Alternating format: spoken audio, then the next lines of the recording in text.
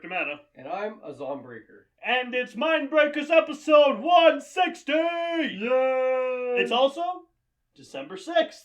So you guys know what that means. It is the 5th anniversary of Narwhal Entertainment. Happy anniversary, dear. Fuck off. Fuck off. That response I'm gonna hurt you. Was perfect. You say that, and I'm gonna smack you. Oh, come on. I'll smack you like a bad donkey, okay? It's been a good relationship, you know? It's been like a what would you call it? It's been a fucking, like, polyamorous relationship between you, me, Merrick, Matt. I am Merrick. Merrick, me, Matt, Mike. I meant to say Mike, not Merrick. Nelson, obviously. All of us. Ash. It's been a good Ash time, hasn't been on the show. But she has been. Marku was on an episode that one time. Yeah, Hakeem. Marco and Hakeem. All of us. It's been a big polyamorous relationship, including you guys. Thank you guys, the audience, for actually watching this and putting up with our bullshit. Thank you very much. Ref was on briefly. Much appreciated. For the first bit of the show, Ref was involved. Still appreciated, because if it it wasn't for her, I don't think you would have started. They still do our art. Yeah. So, your art.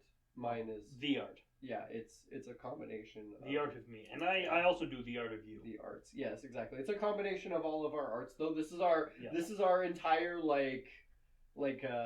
brainchild. So things are going a little differently this episode. Yeah.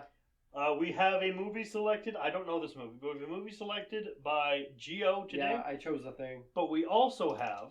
Yeah. Because it is the fifth anniversary. Special surprise? We have a special surprise. Surprise. I'm going to be doing a teaser for a project we're going to be hoping to introduce next year. Yeah, and we're hoping that you guys enjoy. So, you said you have a DVD of what we're watching. There. Yeah. Go get it. Go get it. Go get it. Grab it. Go get it. This Get him. Get him. This came in 2009. It's a movie that Merrick still hasn't watched to this very day. Hang on 1 second. Let me just grab it. It is a copy of Zombieland. Zombieland. Yeah, Woody Harrelson, Jesse Eisenberg, my bae. Stay away, Matt McMuscles. Emma Stone. Abigail Breslin? Your bae is fucking pedophile. Emma Stone, you fuck. Oh. Besides, Abigail, I think, is of age now. I don't know. Nerdy college student. But yeah, she's cool too. Abigail. Breslin. She's alright. Shut up. Cool girl. Nerdy college student Columbus, Jesse Eisenberg, boo! Has survived the plague that's turned mankind to flesh-devouring zombies because he's scared of just about everything. This is actually one of his best movies. I would say. Gun-toting, Twinkie-loving Tallahassee, Woody Harrelson. So we got Lex Luthor, Carnage, has no fears. Yeah. Together they're about to stare down their most horrifying challenge yet: each other's company. Emma Stone, Stacy, my bae, and Abigail Breslin co-star in this double-hitting head-smashing comedy. La collégienne maladroit Columbus. Yeah, there's French. Qui a changé l'humanité en zombie. Bonjour. The meme shows. Oh, Calista, tabarnak, their ice scraper on me, la. So, I saw the zombie, he pulled his ice scraper on me, and I had to... Actually, they don't walk around with any weapons in this. This is just zombimbos being zombimbis. And I enjoyed this movie a lot. Zambimbo. I watched it in theaters. Yeah. And I've seen this several times just on my own accord, just on DVD. I'm surprised it's probably still it might actually be in working order anymore. I'm gonna check that that's right what you meant when you said it involved a cat. A what? You said it involved a cat. I think there's a cat in this movie. Because Bill Murray and the Javanese regrets. I don't know, Garfield maybe. Well, we're gonna get to that. When is the last time? I was gonna say when's the last time we did a zombie movie, but that was Return of the Living Dead Part 3, and that wasn't that long ago. And you know what? This is actually kind of in the same vein as that, because it's a Zom-Com. And it's also a kind of a rom-com. Also, it's a romantic horror. Are Jesse Eisenberg and Woody Harrelson gonna find their love for each other? Maybe, mayhaps. because there's a lot of romantic moments in this movie, but at the same time, like, Woody's kind of just Big Daddy in this. And they're trying to find the last Twinkie. He wants the last. Okay, my expectation, and we will find the last. Is Harold and Kumar in the zombie apocalypse? Is what I'm looking at this to be. This is actually surprisingly, I'm actually very surprised to say this. This is surprisingly a lot more like PG than that. Oh, weird. And there's not any like really super lewd moments in this. But there's yeah, gore it's a good though. film. There's gore, right? Oh yeah, definitely. Okay, good. I want my zombie gore. There's gonna be carnage. Don't worry. You will get carnage. And But will I get tater tots and chocolate? There's chocolate in here. There's several delectable things about this. But I think honestly, if you guys haven't watched this, then go ahead and watch it right now. I'm gonna go right ahead, and I'm gonna give this a score right now. Yep. Tom Hardy sitting in a lobster tank in a fancy restaurant, just chowing down on a live lobster. That's a picture and a half. But I want to kind of discuss several things about this movie when we get to them. But right. For the most part, let's just focus on saying that it's good, and I like it. Good is good. Good is good. And that the pilot that is like that came out already is terrible. The one that came out in 2013 was bad, and it should have never happened. But I'm hoping that the sequel to this that is coming out this year or has come out already is just as good as this, if not better. Oh, we might be in a dangerous situation right now. Yeah. Because we're about to watch something that's good. Yeah. Well, last week we had something that was good. Yeah. With Critters. Would you say Toxic Avenger was good? Yeah, definitely. What we're watching after this is also good. And next week we're watching something. Well, you'll see what we're watching next week. It's fucking classic. Well, then we're gonna get some goodies. Then no, what I'm saying. No. What I'm saying is when we get back to bad, they're gonna be really bad. It's gonna be a fucking horse kick to the head. No, man, it's gonna be a fucking kangaroo kick to the head. But you know what? Until then, we get to ride the nuke down, waving our cowboy hats. Christ with a hockey stick, chucking him back. Mine was pre-made. Spookies. That was a good film. This movie isn't that scary though. There's some creepy parts, but are you shitting me and saying that you find spookies scary? It was creepy. No, it wasn't. It was fucking hilarious. Some creepy parts. Pirate werewolf, Gio. Yeah, but I could see Spider-Girl creeping people out. Yeah. But anyways, we're gonna watch this because it's good.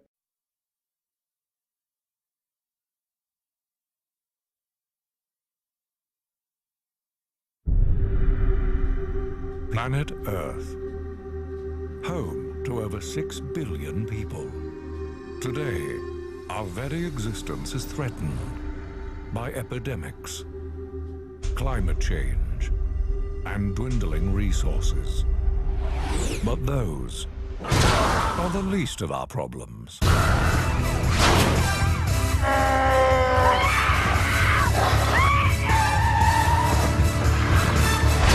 Welcome to Zombieland.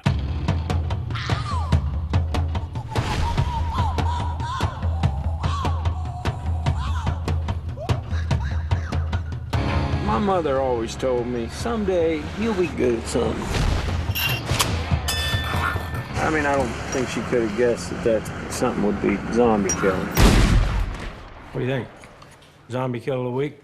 Close, but no cigar. Zombie kill of the week went to Miss Cynthia Knickerbocker.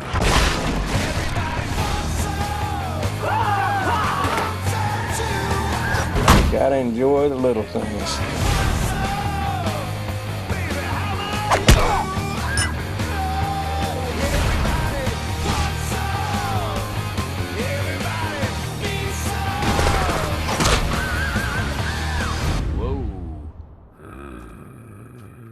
These fellas really let themselves go.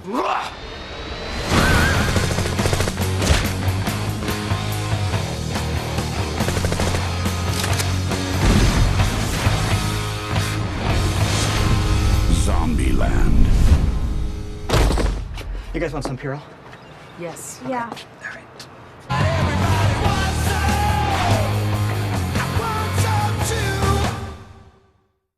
God bless rednecks. That's a good line. This was a fantastic movie. Well, I'm glad, because I've always wanted to show you this movie and then caress your hair over your ear, man. Don't touch. Don't touch. How do you like this movie going over your ears? How'd this go over for you? It was very fun. I enjoyed this movie. 10 out of 10. You told me like about halfway through. It's like I'm so glad I'm watching it now, but you were like pissed because you didn't watch it earlier. You're like, how the fuck am I watching this right now? Yeah. You're like so mad that you didn't watch this before. But it's good though, at least that you watched it right now. I feel like if you would have watched it earlier, there would be like no need to show this to you. And also like a whole bunch of references. I actually did not wouldn't have gotten you anymore. I did not mind the fast zombies as much as I thought I would. Yeah, I told you at the beginning, it's like, yeah, they're fast zombies, they're rage virus zombies, but, it's not really that big of a thing, really. I usually don't like the fast zombies. Yeah, they have, like, almost, like, little to no bearing on the story, because really. the zombies This could have been any kind of monster. The really. zombies are not important to the plot of Zombieland. Yeah. Well, I mean, they're important because none of this would happen without them, but they're not really... It's not a zombie movie. It's a road trip movie that happens to have zombies. Exactly. I compare this to Yeah. just literally how would you handle the apocalypse when with friends. Like if you had a whole bunch of dudes with you, just a whole bunch of your friends, guys, gals, whoever. How would you guys, go? This about is things? pretty much how we would do it, except at no point did these people sing Queen songs in the car. Trust me, if Mike Myers was in this, just literally fucking him and Garth, just Wayne's worlding it up. Mamma mia! Yeah, exactly. Mamma mia, mamma mia, Mamma mia, let me go. Beelzebub has a devil put aside for me. Just singing Bohemian Rhapsody. Just like I did at the fucking Halloween party this year. It would have been that, exactly. Just almost anybody can like see themselves as at least one character in this film. For me, it's probably Tallahassee. Yeah, I'm more of a Columbus, but like that's really just the logical side of my brain being a Columbus. I'm a lot more ballsy than he is. So, like just dealing with like Tallahassee is like giving me props probably most of the time for some of the shit that I come up with. It's like, oh yeah, how'd you kill that zombie? You did what? You shoved fireworks up its ass. Now that just sounds needlessly complicated. I would go for something a bit more silent but deadly. I don't know, like filling it up full of hot air and then popping it. We get a bunch of rules, and we see the zombie apocalypse happen to a great Metallica song. Yeah. Wait, the is whole it beginning is just Metallica? Yeah, it's Metallica. Right. Okay. For whom the bell tolls is Metallica. It's a great opening. For whom the bell tolls is fucking fantastic. For whom the bell tolls is Metallica. Hell's bells is AC/DC. Yes, right. it is. Yes. And the table is just going hardcore on this opening. And he's just like, he's hamming it up. This is actually one of the few times that I'm just like, yeah, Metallica at the beginning of a movie. Okay, right on. Cool. Yeah. Like, even when I was listening to this in the theater, I'm like, okay, fuck yeah. I'm like, alright, man. Let's get in on this. It wasn't super campy when I was watching this the first time either. It actually, I feel like it's aged better, honestly. That's good. Like, all things considered, it probably got a little better. Some parts of this weren't exactly the greatest. Some parts are kind of like, yeah, they could have changed this a little bit if it was being made now. Oh fuck, would it have been different? Like so many more fucking social media references and shit probably would have come out of this. But no, this is more just like it's a piece of pop culture history, really. It's a very 2012-esque movie, also. Gio, what? Do you want to make both of us feel old? What? This movie's 10 years old. Yeah, I know, now it is. Holy shit. Now it's literally 10 years old. But it's aged well. It's aged well, but it's just... It's great. Because I remember seeing like trailers for this when I was in high school and really into zombie shit. Yeah, but you never watched it. No, so. I didn't. Well, because it was just in theaters and then I forgot about it. It passed you by, but for me it was like, oh yeah, let's go see this around Halloween. Fuck yeah. You know? Yeah. I'm pretty sure we did go see it in Halloween. Like a whole bunch of me and my friends and everything. A whole bunch of my punk rock friends around the time, like back in high school. Punk rock friends. Yeah, exactly. A bunch of heavy metal motherfuckers going into the cinema, and when fucking Whom the Bell Tolls was playing, like every single one of us like looked at each other and was like, "Yeah, we know this motherfucking song." And I gotta say, if Awesome. you go to see a movie like Zombieland, yeah, and then you get annoyed that people are cheering loudly and being a little ruffian-y and cheering to heavy metal, Woo, you're in fuck the yeah. But if you're annoyed at that, you're in the wrong fucking movie theater. Yeah, somebody around your house just fucking like screamed woohoo. So it's just like, right on, whoever the fuck you are. Go if you don't like this, if you don't like people screaming at you like that, go watch fucking Sophie's Choice. Well, nowadays people are watching this in their houses, probably just like in the comfort of their own home, not being bothered. So yeah, but I felt like being in that place at that time, watching it in the theater, was the way to watch it. And I think that's part of why I love this movie so much, because it carries like just such a good time with it. You know, it's like a time capsule for me. But yeah, let's get right back into it. I guess the America isn't America anymore. It's Zombieland. Zombieland. And let's go down the rules. So rule number 1: cardio. Have fucking really good cardio, because the fat ones died first. Because it's the fat zombies. Yeah, poor fatty bastard. Rule number 2: double tap, namesake of the sequel. The upcoming sequel. Shoot it twice. No, the out sequel. It's been out for a while. Yeah, it's out now. Yeah, exactly. Let's go watch it. Yeah, we'll probably go watch it. Now that I've seen right the first after one. this. But yeah, rule number 2: double tap. Easy to explain. Don't be stingy with your bullets. Fucking use that shit. Smoke them if you got them. I think that rule needs a little more explaining, though. Not really. No, because it's not just shoot them twice. Shoot them and then shoot them in the head. Because if you shoot a zombie twice in the chest, no one don't mean shit. Make sure they're dead. Yeah, make sure they're down for good. Yeah, make sure they're dead makes more. I mean, double tap is like faster and quippier, but that's the whole point of it. Though, is like make sure they're down. If you're gonna go through the trouble of shooting it one time, make sure to do it again properly. Make sure they don't get up. Please, for the love of God. They'll get up. Number 3. We'll all get up. It'll be anarchy.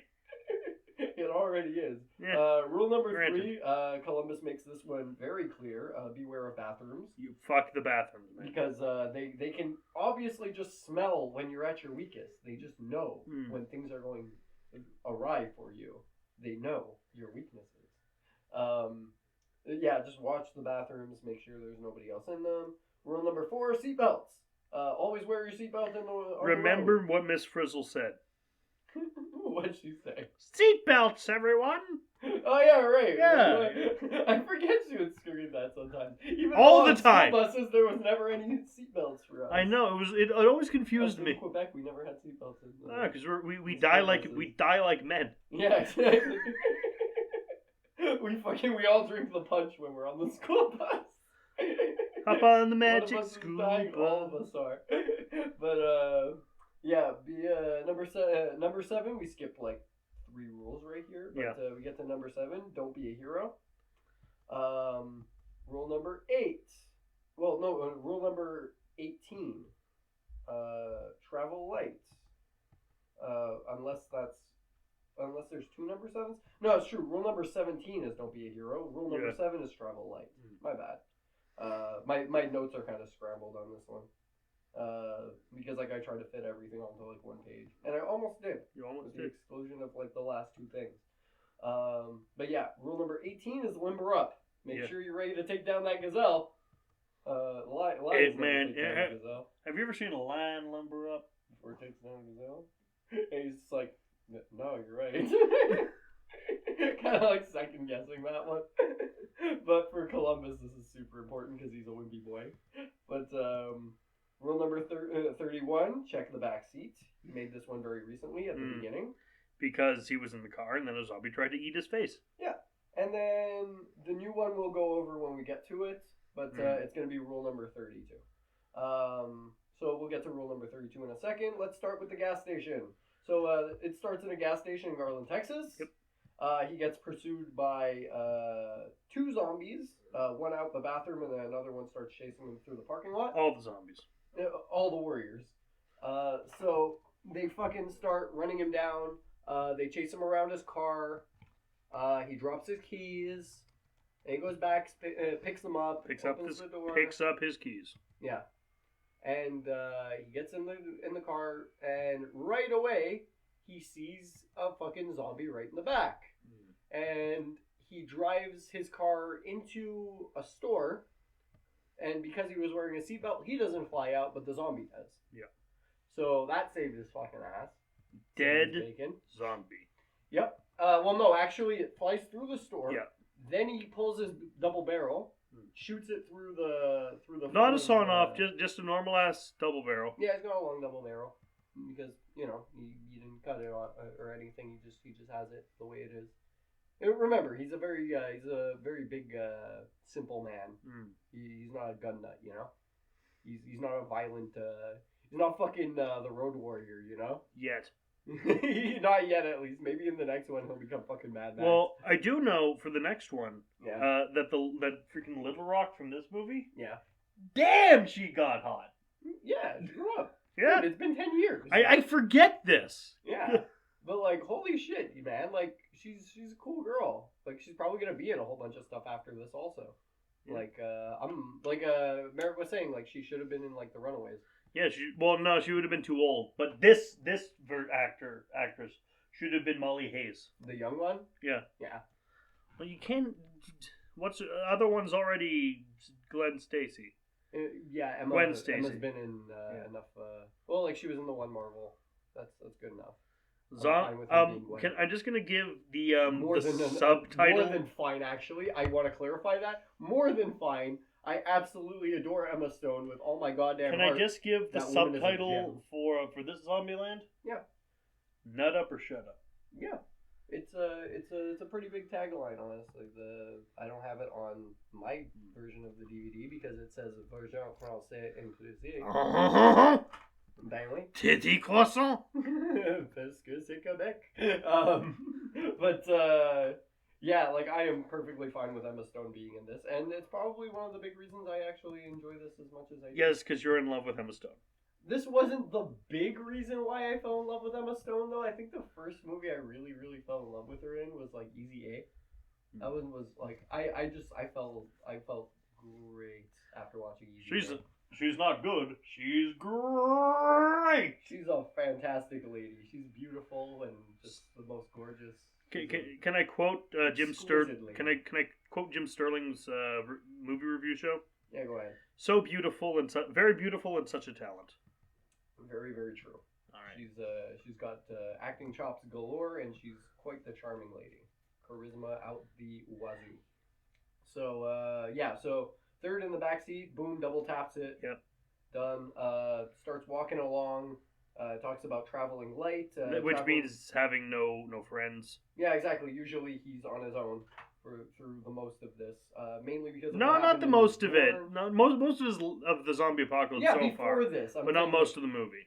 Yeah, like leading up to this has been him just traveling along. I'm sorry, because of what happened as good as Jesse Eisenberg is in this movie, I do not believe Jesse Eisenberg wandering the apocalypse. Yeah, he's not alone. Would make a good movie. Him alone would have been so fucking boring. Yeah, because he's a very boring man. Yeah, it would have been him literally looking for fucking Purell instead of Twinkies. It would be him. Fucking bland. It would be him tricking random strangers to drink his piss. He's a fucking milquetoast man. Seriously. Like, as much as I like him in this, his character isn't fucking all that interesting. You're just angry because he got to make out with Emma Stone. No, you're mainly watching this to, like, see his development into, an actually, like, fully fledged, like, character who's able to fend for himself. If this makes you feel any better, by the next movie he gets a leather jacket. Does he? Apparently. Oh, he becomes Billy Badass. That's. But he's still Jesse Eisenberg, so he can't really be badass. Yeah. Emma Stone doesn't seem to have aged. Of course, because she's Emma Stone. She's gonna be gorgeous regardless of age. She's gonna age like the fine wine she brought to Columbus later on. Yeah, everyone's named after where they're from. Well, no, where they're going, because he's traveling from Austin, Texas, to Columbus, Ohio, which is why they call him Columbus. Tallahassee, same thing. He's going to Tallahassee. and they run into him. Tallahassee finds him while he's traveling down the highway in his truck. They point guns at each They other. have a little bit of a standoff, yeah, and then he gives him the thumb. You and hear? Tallahassee's like, okay. You hear? They're pointing the guns at each other. You hear in the background. It's not fucking Sergio Leone. Could be though. That would have been a completely different movie. Wow. Fucking dude in a black fucking... like they have like a negative, like every one of them has like a fucking negative version of themselves. It becomes just like a fucking rivalry with this other survivor group who's just like a bunch of fucking ruffians. Like raiding people. When you said they have a negative version, I just imagined Mr. Negative from Spider-Man. No, we're not going that far with it. Fuck. But, yeah, so he's like, okay, where are you headed? He's like, okay, so Columbus. I'll give you as far as Texarkana and then I'm booting you out. And he's like, really? Oh, great! Fantastic! And Columbus is just like ecstatic about this. He's just and Tallahassee immediately regrets this decision. Yeah, he's just like, oh, you're one of them fucking little jumpy ones, huh? You're down for anything, huh? Okay. Well, he reminds me of Tallahassee. Reminds me my favorite character in the movie, obviously. Yeah. But he reminds me of, you ever see you play The Walking Dead 400 Days?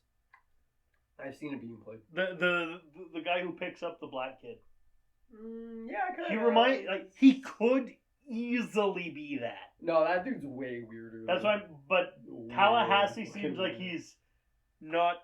If he hadn't met Columbus, he'd be that. That dude comes along. He's just like tweaking out, acting like he's on. Tallahassee shoots him. No, even better. Fucking Columbus shoots him. It's like, no, Tallahassee Columbus, shoots him. Shoot him. Tallahassee shoots him. Columbus double taps. Yeah, that would be how that goes. But along the way, they discuss how Tallahassee's been the big ass kicker. He's just you just see a random really shot. badass. We see a random shot of him running through the zombie apocalypse with chainsaws. a welder's mask and 2 chainsaws, going, "Yeah, business is good." I'm a slice of all them motherfuckers. like a motherfucking chainsaw." Produced by Frienders. Directed by Frienders. I'm concerned.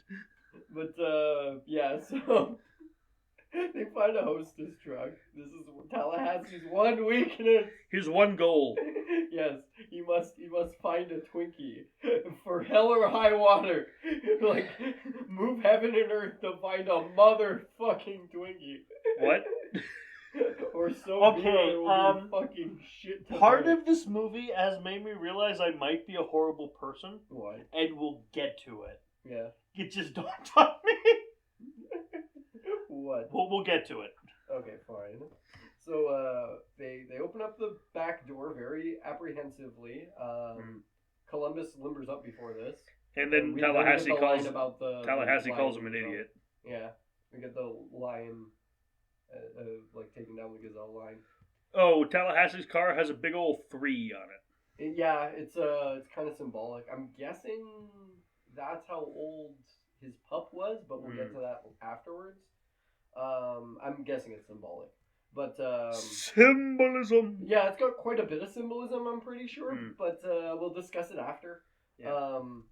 So they open up they pop the back of the truck open, and there's a whole bunch of snowballs, and they just start pouring out. And Tal he freaks out. Pissed. It's not the taste; it's the fucking texture. I hate coconuts. Likewise, I'm legit allergic to coconut. Columbus is just munching down on them. He's like, oh yeah, I like this. It's good. So, motherfucking going to the bathroom again. Because already... And he beats down each door with a shotgun. Yeah, because beware of bathrooms, right? Yeah, they're full of... Follow his own rules. Dude, bathrooms? Full of Satan. Yep, especially public bathrooms. Especially Taco Bell bathrooms. Taco Bell bathrooms are full of fucking poltergeists and evil, like, Satans. in their toilets and fucking in their food. You're gonna get the Satan shits. So the thing is, you get normal diarrhea. They call it the runs. You get the Taco Bell Satan diarrhea. They call that the praise. The Satan shits. The praise, man. The praise. Oh, base God, hear my prayers. Pray. Nelson's out there somewhere. He just did a pray for me. But Yo, Nelson! Watch this movie, Nelson. If you haven't watched Zombieland, I'm coming. Oh, to you next. know he's watched it. Yeah, he has. I know he has. But we talk about his clown phobia because, of course, Columbus is scared of fucking clowns. As well, he should be. More than anything and else, I called it. Clowns, I called it when he said he was afraid of clowns. Like we're gonna get clown zombies. Yeah, of course. We're gonna get clown zombies. I'm pretty sure that thought ran through everybody's mind in the theater when this first came out. Unless they're dum dums. Guaranteed. That's not work safety. That's work dum dum. It's a big work dum dum right there. But yeah, I'm pretty sure everybody had the same thought. We're gonna get the clown zombie, but that comes at the end. Zombie, baby. For now, he's discussing his third straight week indoors back in the day when he was playing World of Warcraft and just staying in his dorm. I do not miss World of Warcraft. Just drinking Code Red Mountain Dew and just doing his fucking thing, you know? Leaning Tower pizzas. Yeah, he's in his Yatto. He's in his fucking, his hobbit hole, you know? Yeah. He's in his fucking, he's in his goddamn, like... He's in up your mukluk. Hikikomori hole, you know? He's down and up your mukluk. You might as well be cuddling up to a fucking Dakimakura. So... The fuck is a Dakimakura? I told you already! I forget. It's a fucking body pillow. Because it sounds like a Japanese variation of a daiquiri, and I kind of want to try one. I should get like a sake recipe for you and just call it a Dakimakura. No, it's like when you make a daiquiri with with sake. Water trap. No, not water trap. With sake. Plus you said Sakura. That's a fucking Naruto character. I thought I said Sokka. You said Sakura. I'm trying to say not Sasuke. Fuck hey, Sasuke. Sasuke, he's Sake. really cool. No, he's and not. Sakura is beautiful. Sasuke is a fucking dork. Yeah, I know. So, okay, we'll digress a little He's bit a honk. Here. Oh, man. Can we digress for a second? He honk, he bonk, but most importantly... honk. Yeah. He's a conky dog. So, all of a sudden he hears a fucking knock on his door. You know what the worst part of this is? We're both sober. Yeah, I know. We're going off on this fucking movie. So like we're just popping off left and right here. But yeah, get it out of your system. Come on, get it out. Oh, breathe. Breathe. So he gets a knock on the door, right? Knock on the door. And it's Domino's. They have my pizza? You add it to the pile. Fucking A. So he gets a knock on the door, and it's actually his neighbor from room 406, who's a very beautiful blonde lady. Apparently. Yes. And he's had the hots for her for a little while. I'm sure she might be hot in other situations, but I don't find clearly panicked crying women to be hot because I'm not a rapist. Yeah, but you gotta look at it from Columbus's point of view. Like, girl next door, perfect girl next door comes right up to his fucking screaming for help from big man, handsome neighbor man. But this is the thing. It's like as hard, and I realize this stuff of porn. As hard as this is to believe, yeah, and I know this is hard to believe. I have actually had sex before. So. Well, he hasn't, so. Like he said, virginity perfectly justifiable to speculate on. So don't fault him, alright? I have to fault him. He's Jesse fucking Eisenberg. Right. Every breath he takes is a sin. Can we continue, please? Yes, fine. So he lets her in, of course, like caressing her like her shoulders, just being like, there, it's okay. Gives her like a glass of Code Red. Mountain Dew. Yeah, exactly. At least he didn't heat it up. That would be fucking hilarious. just shoving fucking spaghetti in his fanny pack. So fucking, he gives her the Code Red, and he's just like, so tell me what happened. She explains how she was pursued by a homeless man who tried to bite her. And Usual occurrence in Montreal, actually. Yeah, this is a regular fucking Friday night over here. You know. Friday night, and we in the spot. Don't believe it, just watch. So. Oh, before we continue, fuck you, dude. What? Fuck you What? for getting the Marineland theme stuck in my head. Can we get to that after? We'll get to the how. We have a lot of shit that we're gonna wrap up by the end. Guys, let the court know Keep that in mind. that Geo got Marineland stuck in my head. Just like And now I'm gonna get it stuck in your head because everyone loves Marineland. Now you must suffer with me, audience. So just keep it in your mind. Okay, did they put the hammer down? You want me to put the hammer down? You know Okay, you're Iron Man. Fine. I'm the Thor. Fine. So she's just like, she's freaked out about it. She's just like, okay, homeless man tried to bite me. I'm gonna get some sleep. Please just watch over me. And he's like, don't worry, I'm not going nowhere. And she gets the will pillow, stay she right sleeps here on his watching chest. And then he wakes up. She gives him a kiss on the cheek, though. Yeah. And then he wakes up, and I think, well, guys, most of us can relate to this. The woman he took home's a fucking monster zombie now. Who waited very patiently until he woke up before attacking. Yeah, well, I kind of thought about this a little bit through watching it during this. Because it doesn't make a whole this sitting. It doesn't make a whole lick of sense. But no, actually, it kind of does because like we'll see later that like they react to sound and movement, and him being asleep is not really making much noise. No, he's not.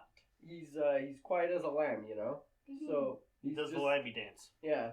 He's very much chilled out until he sees her staring him in the face with fucking blood gushing from her goddamn head and with like fucking sores popping out, you know? Yeah. And like vomiting out like some viscous fluid, you know, that is not a normal bodily. It's blood. It's just very dark blood. I'm not sure what it is. If it's like fucking blackened saliva or like what the fuck? It's like it's bio slime. She might as well be puking up bio slime. But she starts to pursue him around his apartment. He's trying to talk her down because he doesn't know what the fuck's going on. Several funny things happen. It's basically slapstick galore. Slapstick. Yeah, basically fucking shenanigans ensue. I call shenanigans. He threw his toilet paper at her when they're in the bathroom. Yes, he does. I'm like, fucking really, Jesse? Well, he's an idiot. Fucking whatever. So he's an idiot, and you know this. He finally beats her ass with the toilet seat. After he like snaps her ankle, which like honestly was one of the most fucking visceral parts of the scene. Holy fuck, was that hardcore? He snaps her ankle in the fucking doorway to the bathroom because he like slams it on her leg, and it just cracks like a goddamn fucking glow stick. I'm like, fuck me. But yeah, that was pretty fucking gory. Then she kind of hobbles around after she jumps on top of him. She bites through a shower curtain also, which was like pretty fucking weird. She like starts peeking out the weird goo from through the shower curtain. And I was like, ew. It's like it's a weird looking scene, but it was pretty cool. Yeah, kills her. Finally, like takes 2 swings at her head, and that's basically the first double tap that we get to see. I'm pretty sure he was making these up like from start to finish, basically from like when the first outbreak happens, like basically from when this happens onward. I'm pretty sure he was just making rules throughout the entire experience. Don't think he came up with any of these beforehand, because who the fuck plans that big? He doesn't look like the type of dude that would be planning zombie apocalypse really hardcore. No, he'd be even a little bit prepared if that was the case. Yeah, exactly. He would have like a go bag or something, you know, but he doesn't have fuck all. Nope. Fucking literally he's just making shit up as he goes. He's just fucking muddling through. Which honestly, kind of the way to go. In this case. If you have to. Yeah. So then we jump back to the present. Well, technically, not having a go bag is better than having a go bag, but and it ending up being inaccessible. Right. That would fucking suck. Well, in my opinion, it's better to have something and not need it than need something and not have it. So for me, having a go bag is like always an option. But like I feel like my bag is my go bag. Like if I'm leaving the house, it's got all the shit I really need in there. But like never store your go bag in like the shed. Oh yeah, definitely not. Like, never store it somewhere where you have to literally unlock it and get it out, you know? Have it somewhere accessible. Preferably, like, under your bed, or, like in your closet or something, you know? Like, somewhere easily grabbable. Yeah. And, just, like, most of the time, just keep it out of reach of children or something. That's no shit. a big thing. But, anyhow, especially if there's a gun in it. Yeah. So we flash back to normal, and Tallahassee and Columbus see a zombie lady on the road, just eating a dude, just snapping into his ribs and shit. And Tallahassee reminds him that, hey, I don't know, whatever you think you're gonna find where you're going, it's gonna be more of this. It's gonna be basically just this, yeah. This is everywhere because life fucking sucks. Yeah, just basically like negging his expectations. Yeah. Just like it's not gonna be anything different. But then again, he is a very negative person. He's just he's a glass half empty kind of. Why are you booing him? He's right. Why are you booing me? Why are you bullying me? Not really, actually, because by the end of this movie, it kind of ends on a good note, you know? Yeah, but there's still zombies everywhere. Yeah, but like the whole thing is kind of a lighthearted rump, so he is kind of in the wrong by negging him. I don't know, just saying. Yeah, he ended up like slamming the car door on the lady's face as they drive past. and Columbus is like, yeah, he's got a fucked up sense of humor, but whatever, right? I don't like zombies. Yeah, but he really fucking hates zombies. And for good reason. They get to a grocery store. The whole grocery store. And has no Twinkies. Yeah. We don't see a single Twinkie in there, but apparently he does kill a bunch of, he kills like 3 zombies in there. And he pulls out a banjo and he plays dueling banjos from Deliverance. It's a cool scene. And he hits a dude over the head with it after and he says, you got a purry mouth. Yep. It's a really good scene. Honestly, Grocery Store is probably one of the better ones in this. But anybody that's seen the movie knows how great of a scene this is already. So we're just gonna jump through that basically. And they meet Wichita and Little Rock. Wichita basically drags him to the back. And she's and where's she going? Wichita. Far from this opera forevermore. Gonna work the song. Okay, what if you die? I've had a thought a couple of days ago. All right. Sweat dripping everywhere. Bear with me here. You die. I die. Okay, it's like the last thing you see. I'm good with this today. Last thing you see is just a truck slam into you. You know, just fucking. You die somehow. You know, you fall off a building or something. You get burned alive. You get shot in the head. Something. You know. Okay. Your life comes to an end. You know. Okay. Thanos snap. You are done. I'm done. Okay. Black. Fade to pure black. And the movie's over. Fade to black. Right. Yeah. And then just the first thing you see for a long time. Yeah, and then just the first thing you see is just the music video of just White Stripes with the skeletons walking towards you, and then you just hear da da da da da da. What if that was the afterlife, just on repeat?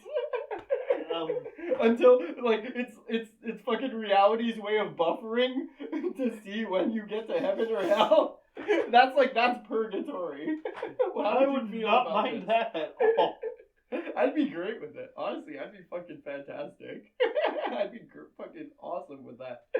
I had that thought a couple of days ago. Just literally what if it was just fucking Seven Nation Army starts playing when I die, and it's just the fucking music video for that? I feel like this is a cruel fucking joke, but at the same time, right on. Can you play it at your funeral? Sure. Awesome. I'm okay with this. But only one person can play it though, and it has to be you. Alright. And it can only be played once, not on repeat, because I'm already gonna hear it in the next life for a while, while they buffer me out. While I sort my shit out. No, they're not going to buffer you out, Gio. When you die, it'll be the world has finally buffed the scuff that is you out. That I might take offense to, Merrick. I don't know about that, fam. I'll give you some candy. How about two Scooby snacks? I have more sour Skittles. How about 2 Scooby snacks? Done. Fine. So, can we continue with this, please? Never. So, they have a whole thing in the back where they're talking about Little Rock being bitten. Yeah. Wichita's crying, basically, and you want to talk about this scene? Yeah, these guys are idiots and don't know what we immediately Guys are idiots. and don't know what we both immediately called, which is this is a trap.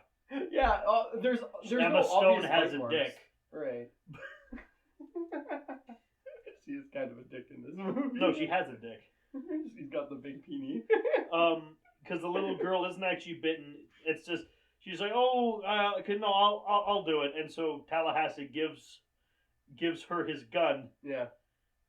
And then they take the gun, and the girl's not actually bitten. And then they steal their truck and all their stuff. Yeah, Emma turns. And the for gun on them. some reason, Tallahassee has the fucking gall to get pissed at Jesse Eisenberg Yeah, just blames when him for he's it. the one who gave away the shotgun. But the little girl's priorities are in order, because Little Rock's like, okay, if you got sugarless gum, give me that shit. It's like her fucking Twinkies, basically. It's just like, give me sugarless gum.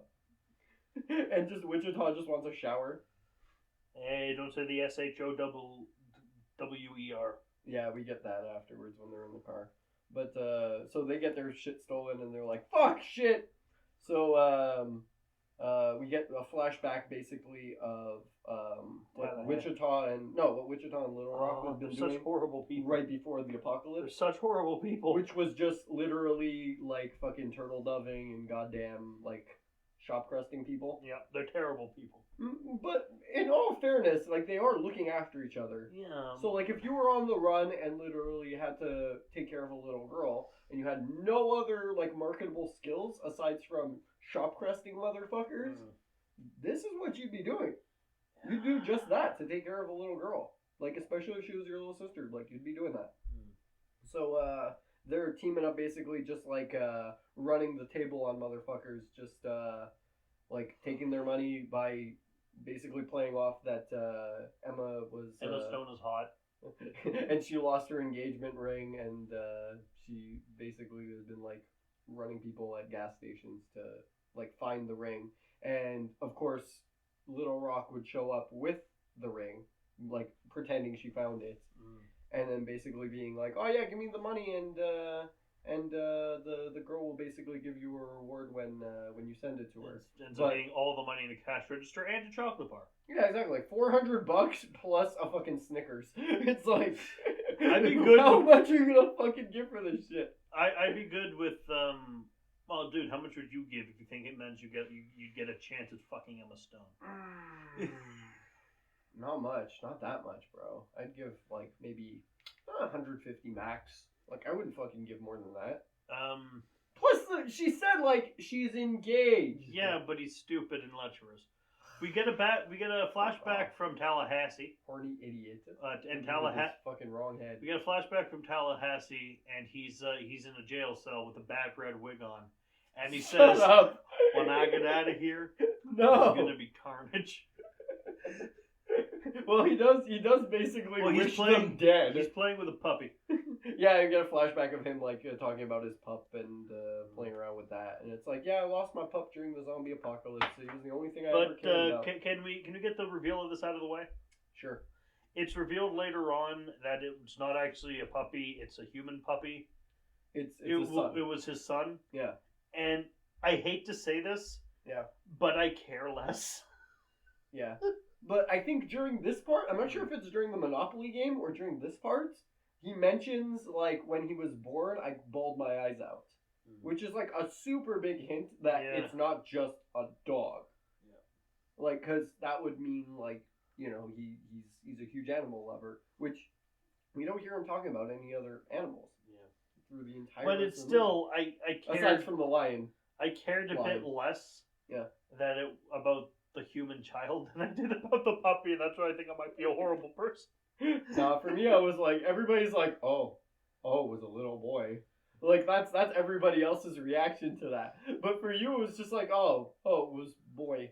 Oh, that's still kind of sad. Okay.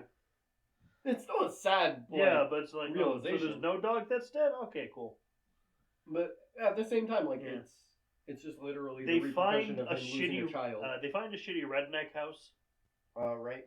with the yellow truck that Tallahassee paints a 3 on, Yeah. and it's loaded with fucking machine guns, which were Machino guns and Choto guns! we get one of my favorite lines, is just Tallahassee. Fuck, I love rednecks. God bless rednecks! Yeah, God bless rednecks. So, oh yeah, we forgot about one part. Let me just double back 2 seconds. The girls talk about Pacific Playland being zombie free. Yeah. That's where they're headed. An amusement park. The boys don't hear about it, but we hear it. The audience does. So yeah, and this is also when we get the shower line. But whatever. Tallahassee smashes up a van before he finds the truck with the guns. Just gets it out of his system. Yeah. And I think a little bit before and this Jesse we get Eisenberg World has War III like, too. and I'm not gonna question it because I'd rather he hit that with a crowbar than me. Yeah, exactly. Plus, he's like, I'd hate to give credit to anybody that looks like Yosemite Sam, but I gotta give it to him. But Rule 32. Rule 32 is enjoy the little things, Yeah. and basically is like, sometimes we gotta get some fucking stress out, because living out here drives us fucking insane. So we get them just driving down the way until they find the old truck basically pulled over to the side. Do they know the way? They do know the way. They know the way. Do you know the way? Yes, they know the way. Because they caught up with them. Clearly, they found it. Yeah. So That they did. yeah, pulled over to the side though with like a shirt hanging from it. It's got help written on the side, basically using the 3 as an E. And it's again a trap. It's a trap. Admiral Akbar pops up twice in this film. So. No, the first time for the first one, it's a trap. For the second one, are you fucking kidding me? Are you a fucking dumbass? But yeah, they get jacked again. Because the little girls in the back of because they're stupid, Gio. Yeah. Because they're stupid. And Columbus is just like in the front, basically getting held up by Little Rock. And Tallahassee like jumps in the passenger. He's just like, okay, they probably headed west. Let's go after them. And it's like, wait, why are you going? The little girl's in the back, isn't she? It's like, yep. And she's got Tallahassee's gun. And that's like a honk twice. Then my sister is gonna come out. So then Emma Stone comes out with Columbus's double barrel. And he's like, oh, there's your sister with my gun. Fantastic. So then she gets in the driver's seat and she starts driving them wherever, you know. And then Little Rock's holding. They're in Hollywood at the moment. They get to Hollywood. Yeah, this whole way is basically just them talking about just like getting along with each other. And Columbus pops off at this point. He's just like, seriously, guys, do we have to be fucking pointing guns at each other every fucking 3 seconds? We're all human. We all are being fucking pursued by fucking cannibals. Can we just chill the fuck out for a little bit? Motherfuck. Like, seriously, guys, calm the fuck down. So everybody like drops their guns, you know. There was actually a bonus scene of them picking their guns up again, but it got cut. Yeah. And like they kind of like back and forth for a second. And then Jesse's like, chill. And they're like, okay, fine. So they drive along. They talk about basically Columbus being burnt down. And like there being no hope for him. But then Emma realizes like, oh fuck, you're headed there. Shit. So then she's like, well, I'll give you a lift as far as you can, you know, and you'll figure out your own way from there. But he ends up staying through the night, basically. Like the two pass out in the back. And Emma and Jesse have like a cute little moment of him going back in the car. Does the girl doesn't know who Mummy's who Willie Nelson is. Yeah, they have a lot of little combos in the car. It's kind of nice, actually. I like the conversations they have. A whole bunch of them got filmed during this, and a lot of them got cut because most of them were improv. Well, no shit. One of them is the little girl talking about Hannah Montana. Yeah. Because the actress herself, like, fucking adores Hannah Montana. But we get a little bit of her explaining it to what's his name? To Tallahassee. Yeah, it's like, well, no, she's only famous when she has the wig on. Yeah, it's like, she's only Hannah Montana when she's wearing the wig. Other than that, she's just a normal girl. And Tallahassee's like, what the hell are you talking about? Yeah, basically just fucking, like... it actually looks like Woody Harrelson is just, the fuck? Yeah.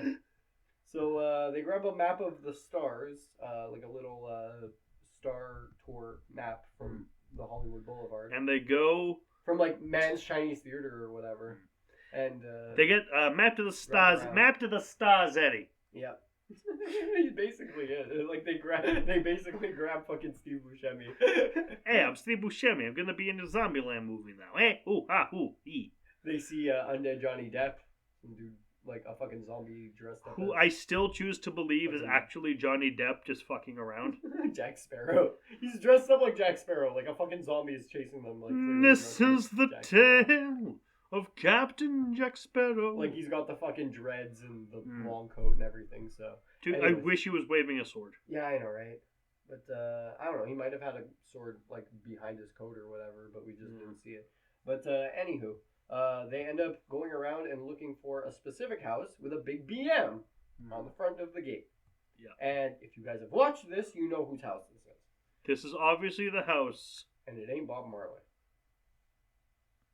Or are you going to say it's Bob Marley? No, I'm trying to think of another celebrity with the initials B and M.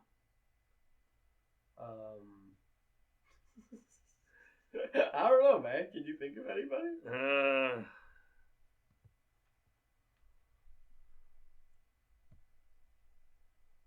No. Exactly. No, I can't. At the moment, like, right off the top of our heads, it's like, fuck. Can't think of anything. I don't know. Anyway, it's Bill Murray's mansion. I'm drawing a fucking blank. Bill Murray's. Yeah, it is Bill Murray's house. And the girl never heard of Bill Murray. Which yeah. Which gets that part, yeah. And who's Bill Murray in just Tallahassee?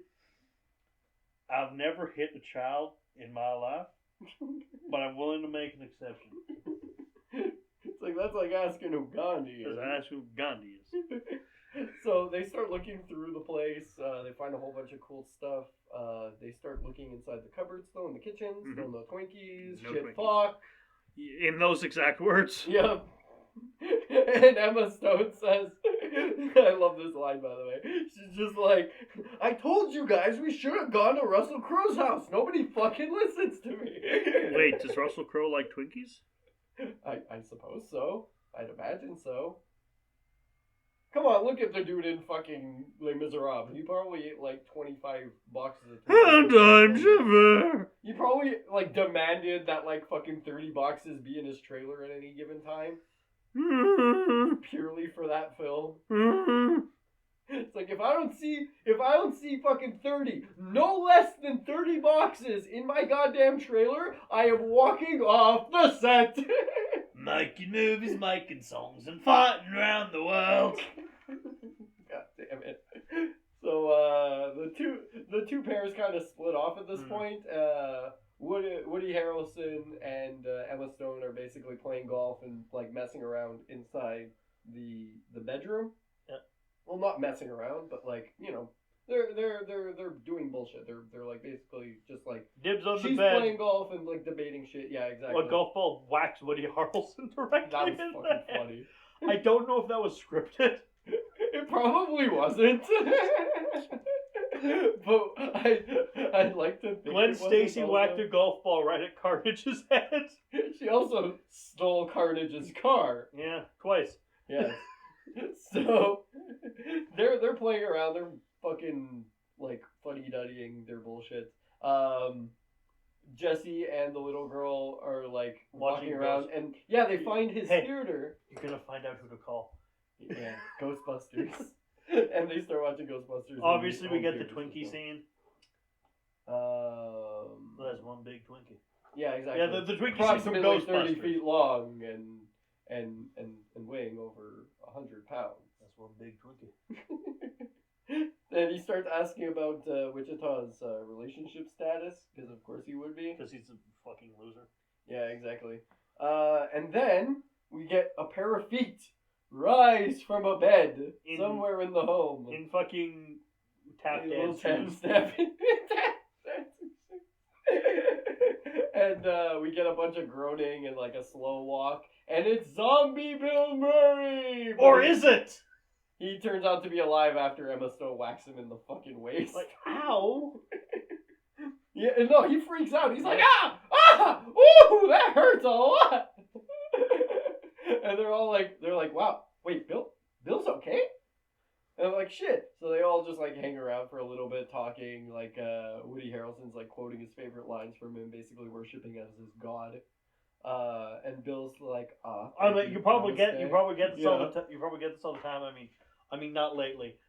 And it turns out Bill Murray just dresses as a zombie and fucks around. Yeah, because zombies don't bother other zombies. Yeah.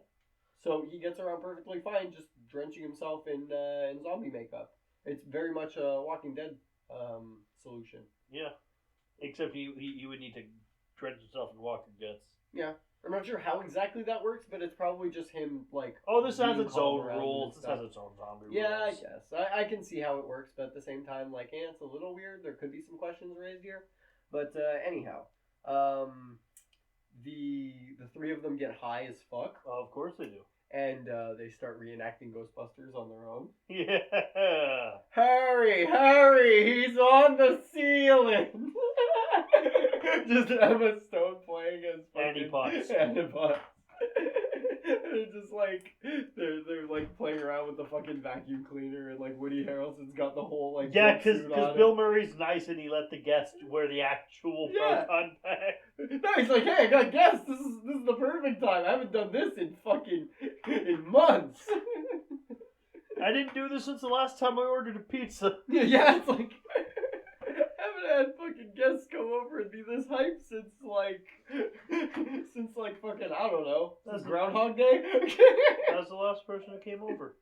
He's dead now. Oh. So then they have the great idea, while high, to have Bill Murray scare the fuck out of Columbus. Which, he comes in zombieing, and fucking Columbus gets up and shoots Bill Murray directly in the heart. Yeah, he gets freaked out. He's like, holy fuck, a zombie! Blam! Though at least Bill Murray realizes it was kind of his fault. Yeah, he's like, I was never a good practical joker. He's like, sorry about that, guys. Do you have any regrets? I don't know. Garfield, maybe. I love how it's the little girl that asks that question, too. It's like, wait, does she know Garfield? Did she not know that Bill Murray is Garfield? Well, she didn't know Bill Murray. Yeah, but, like, did she just forget about Garfield? Did she not know who plays Garfield? Obviously not, I guess. Anyhow. Well, let's say you don't know Orlando Bloom. Right. Would you know that Orlando Bloom played Legolas? No, you're right. Well, then again, like, me being me, I know that. Well, that's because you know who Orlando Bloom is. No, because I liked Lord of the Rings enough to know who the actors were. That's why I know about Orlando Bloom. That's not how I know about fucking Elijah Wood. And Stephen Dorff and Viggo Mortensen. Yeah, exactly. And fucking Saruman and all them. Christopher Lee, yeah, exactly. McKellen. You know who doesn't look like they like themselves young? Who? Sean Connery. Ian McKellen, though, he looks like himself young, because like Morgan Freeman, he's always been old. Yeah, but Ian McKellen, like, I felt, has also been always an old man. Yeah. At least to me. I always, can't picture him always ever an old as man. young. Like, if I saw a picture of fucking old man, like a, young version, like an old picture. Dude, we've seen The Keep. Yeah. He was young in that, but he also wasn't. I still don't remember that. Like, that doesn't stay in my head, you know? When I picture him, I don't picture that, you know? Ian McKellen is just always fucking old to me. Too much iron in your blood. But, like, anyhow. Fucking the two of them, Saruman and fucking Gandalf. Christopher Lee looks really cool young. Yeah. But, anyhow. Can we get back on the script here? I guess. Okay, so... What script? Bill passes away. Yeah, he does. Sad as it does. He succumbs to his wounds. They fire their guns in the air to do a Emma Stone giggles a little bit, though. They do a 21-gun salute. Yeah. And roll him off the balcony into the trash. Yeah. To get eaten by zombies. Then they fuck around his house for a bit. Jesse Eisenberg almost gets to make out with Emma Stone. They dance for a bit. They play Monopoly right away, though, after Bill's dead. And that's when we get the whole reveal. Look, if you're ever in a group with people, yes, do not play Monopoly, especially in the zombie apocalypse, because that's the quickest way you're gonna get your group to turn on each other. Well, it's with real money. They're just showing out. No, but the thing is, Monopoly is one of those games that gets people really fucking angry really fucking fast. Yeah, but what else are you gonna spend your time doing? Not Monopoly. There are other board. Play Mousetrap. Maybe you didn't have any other board games. He's Bill Murray. Maybe you didn't have any. He at least has the Ghostbusters board game. Plus, you have Bill Murray's money. Yeah. So what? You're not gonna play Monopoly with Bill Murray's money? No, because Monopoly ruins friendships. It's like Battletoad, man. Fuck it, they probably weren't even playing by the actual rules. No, Probably Gio, the only bullshit house reason rules. we are still friends is that we've never played Monopoly. Well, I'll bring my board next time then. No, we'll not do that. Okay. Also, so... fuck you. I'm kidding. Come on, buddy. I know. So, yeah, we get target practice with the little girl and Tallahassee. Got a Joel moment. Yeah. It's this is actually like one of those parts where you were like, yeah, I can totally see how Ellie from Last of Us was probably like portrayed by, you know, somebody around, you know, like either Ellen Page or this little girl is like easy parallels, you know. Who do you think the Bill Murray in the next movie is going to be? I don't know. They have to bring somebody. I vote Jeff Goldblum. Maybe Jeff. I don't know. Maybe they'll like meet Metallica. I don't know. Like see zombie Metallica or something. I don't know. I don't know who else could they fucking bring around there. Who else would be really really cool? Like zombie Michael McDowell would be pretty weird. Or like live Michael McDowell. Just like old Michael McDowell. You mean Malcolm McDowell? Yeah, Malcolm McDowell. Bleh, sorry. Because you do mean like, I think there is a Michael McDowell, but you mean like Malcolm Alex McDowell. You mean Alex DeLar. Yeah, exactly. I'm thinking like maybe like old Malcolm McDowell. That'd be really good. I'm just tired right now. I get you. But yeah. I don't know. Maybe one of them. It'd be cool to see almost anybody. Like any celeb that they throw into this, it'd probably be like a comedy actor though. So Emma Stone and Molly Hayes steal the car and leave. Louis C.K. would be good. Yeah. I could totally see Louis C.K. being in this. Or bring like fucking straight up home dude from Shaun of the Dead. Bruce Campbell. Yeah, that's good too. I just for the like the zombies are groovy. For the zombies are coming and they're like, Bruce Campbell, you have to help. It's like, how? But just like Evil Dead remake, just like one groovy and he's gone. He goes off his own way, or he makes the fucking sawed-off shotgun for Columbus and then just gives him a tip of the hat. Bounces. Like Arnold Schwarzenegger coming in with the sunlight behind him and the God music and in Untouchables too. Okay, we get back to this now. Yeah. So we gotta finish this. We got a lot to do. Wichita and Columbus have a nice little powwow with each other, just kind of hitting on each other, listening to What About Bob and popping open a bottle of wine. We know she's desperate because she's willing to get close to fucking Jesse Eisenberg. Oh, come on, he's fine. I can see it from her direction. I can see it from his. Because it's either him or Tallahassee, and I don't think she can control Tallahassee. It's not a matter of control. It's just literally they understand each other and they're kind of starting to grow, you know, as people. And like she's starting to trust people, and he's starting to, you know, realize what actually gets people to, connect. He's realizing he really wants people to drink his piss. Come on. No, I will never stop. So they start talking about the year 97, which is basically just the bottle of wine that Bill Murray Which is had someone's around the first house. kiss, someone's first her R-rated movie, Anaconda. Yeah. A whole bunch of stuff, you know. For her, it was a whole bunch of firsts. For him, it was his first orthodontist. Yeah, exactly. He got his first B also. A bunch of fucked up shit. They start just comparing their year, you know, and then finally he mentions like, oh, I there was the Sadie Hawkins dance and I didn't get picked because I'm Jesse Eisenberg. Yeah. Or like somebody picked me, or like no. He asked somebody out and then she said no to him. So he ended up, I think, going alone or something. And that's when they basically start dancing, and she's like, yeah, you're cool. I'll hit that. And he's just like, word? And then they almost kiss. But then Tallahassee! He comes in, kicks down the door, and just like, we're making a fort! You need help moving the couch! And then like they don't. And even it's get not to kiss. the fort isn't like a strategic thing. The fort's just because. No, hey, me and little girl are making a fort. You You want to come help? no. Too fucking bad.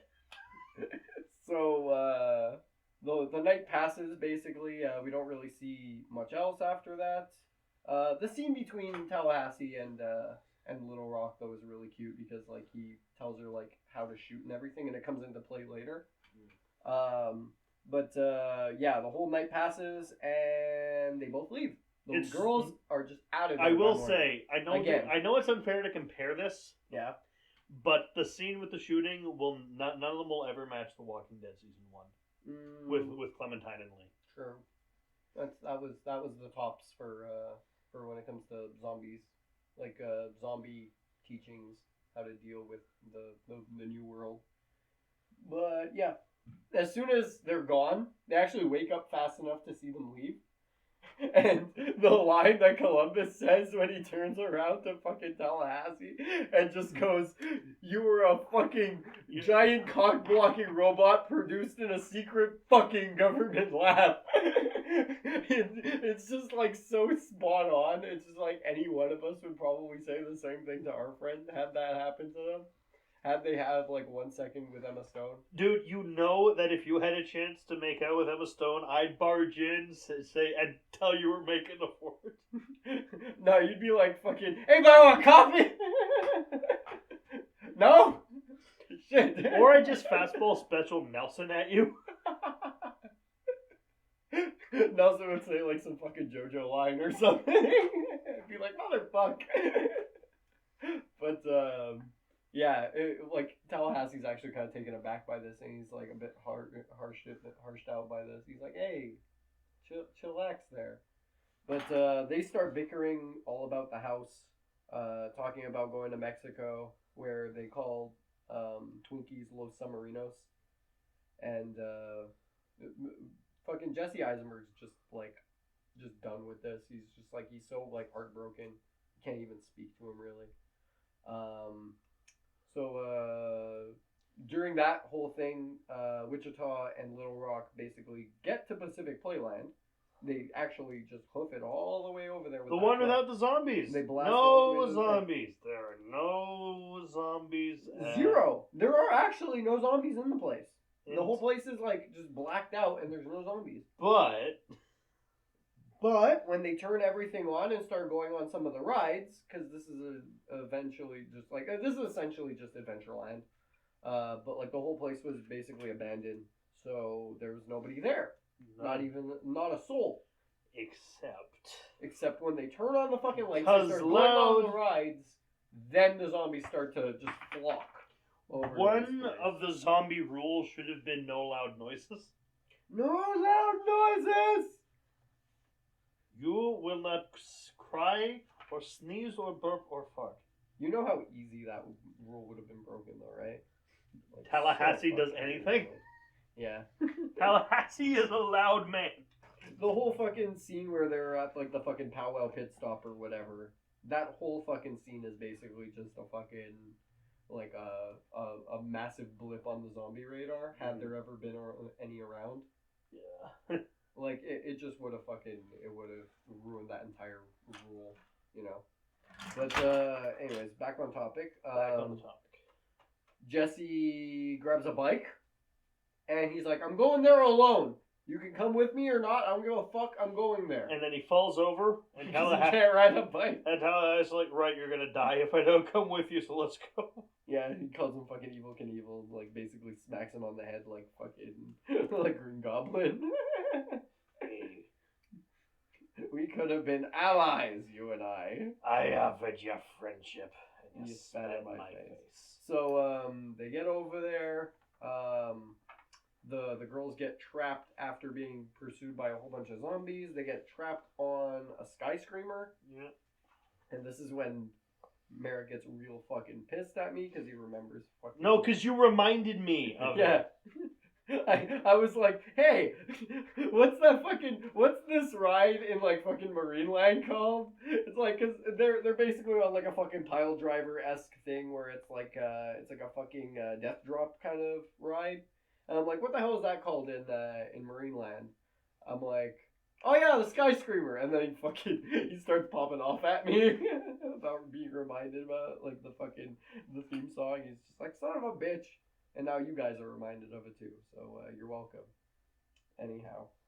Because you're gonna love the Sky Screamer. You're gonna want to write it Over again. Everyone loves Marineland. I think I hated Marineland just because the commercial told me I had to love it. Yeah.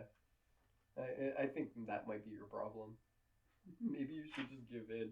Maybe you should give in to the cult of Marineland. What if everyone that worked at Marineland was just a Cthulhu cultist? How would you feel? I wouldn't be in no way surprised. Just all of them are just like, you must worship the ocean. Ula Cthulhu Fatagan. Fatagan Cthulhu.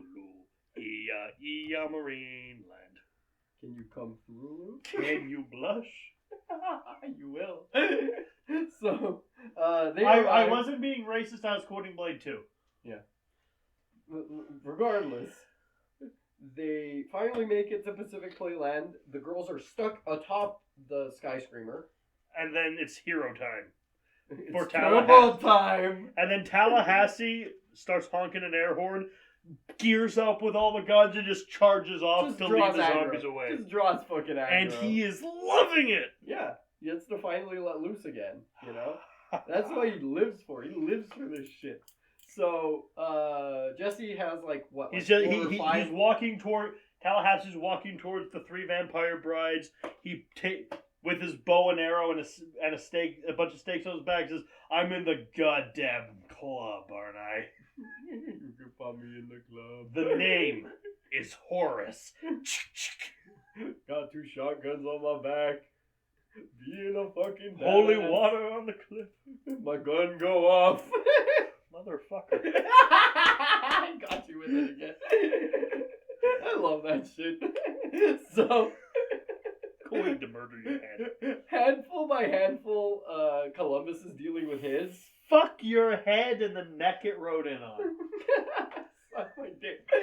Anyway. Stop playing with my tools, god Fuck damn you, I'll it. play with whatever tools I want. You are a tool.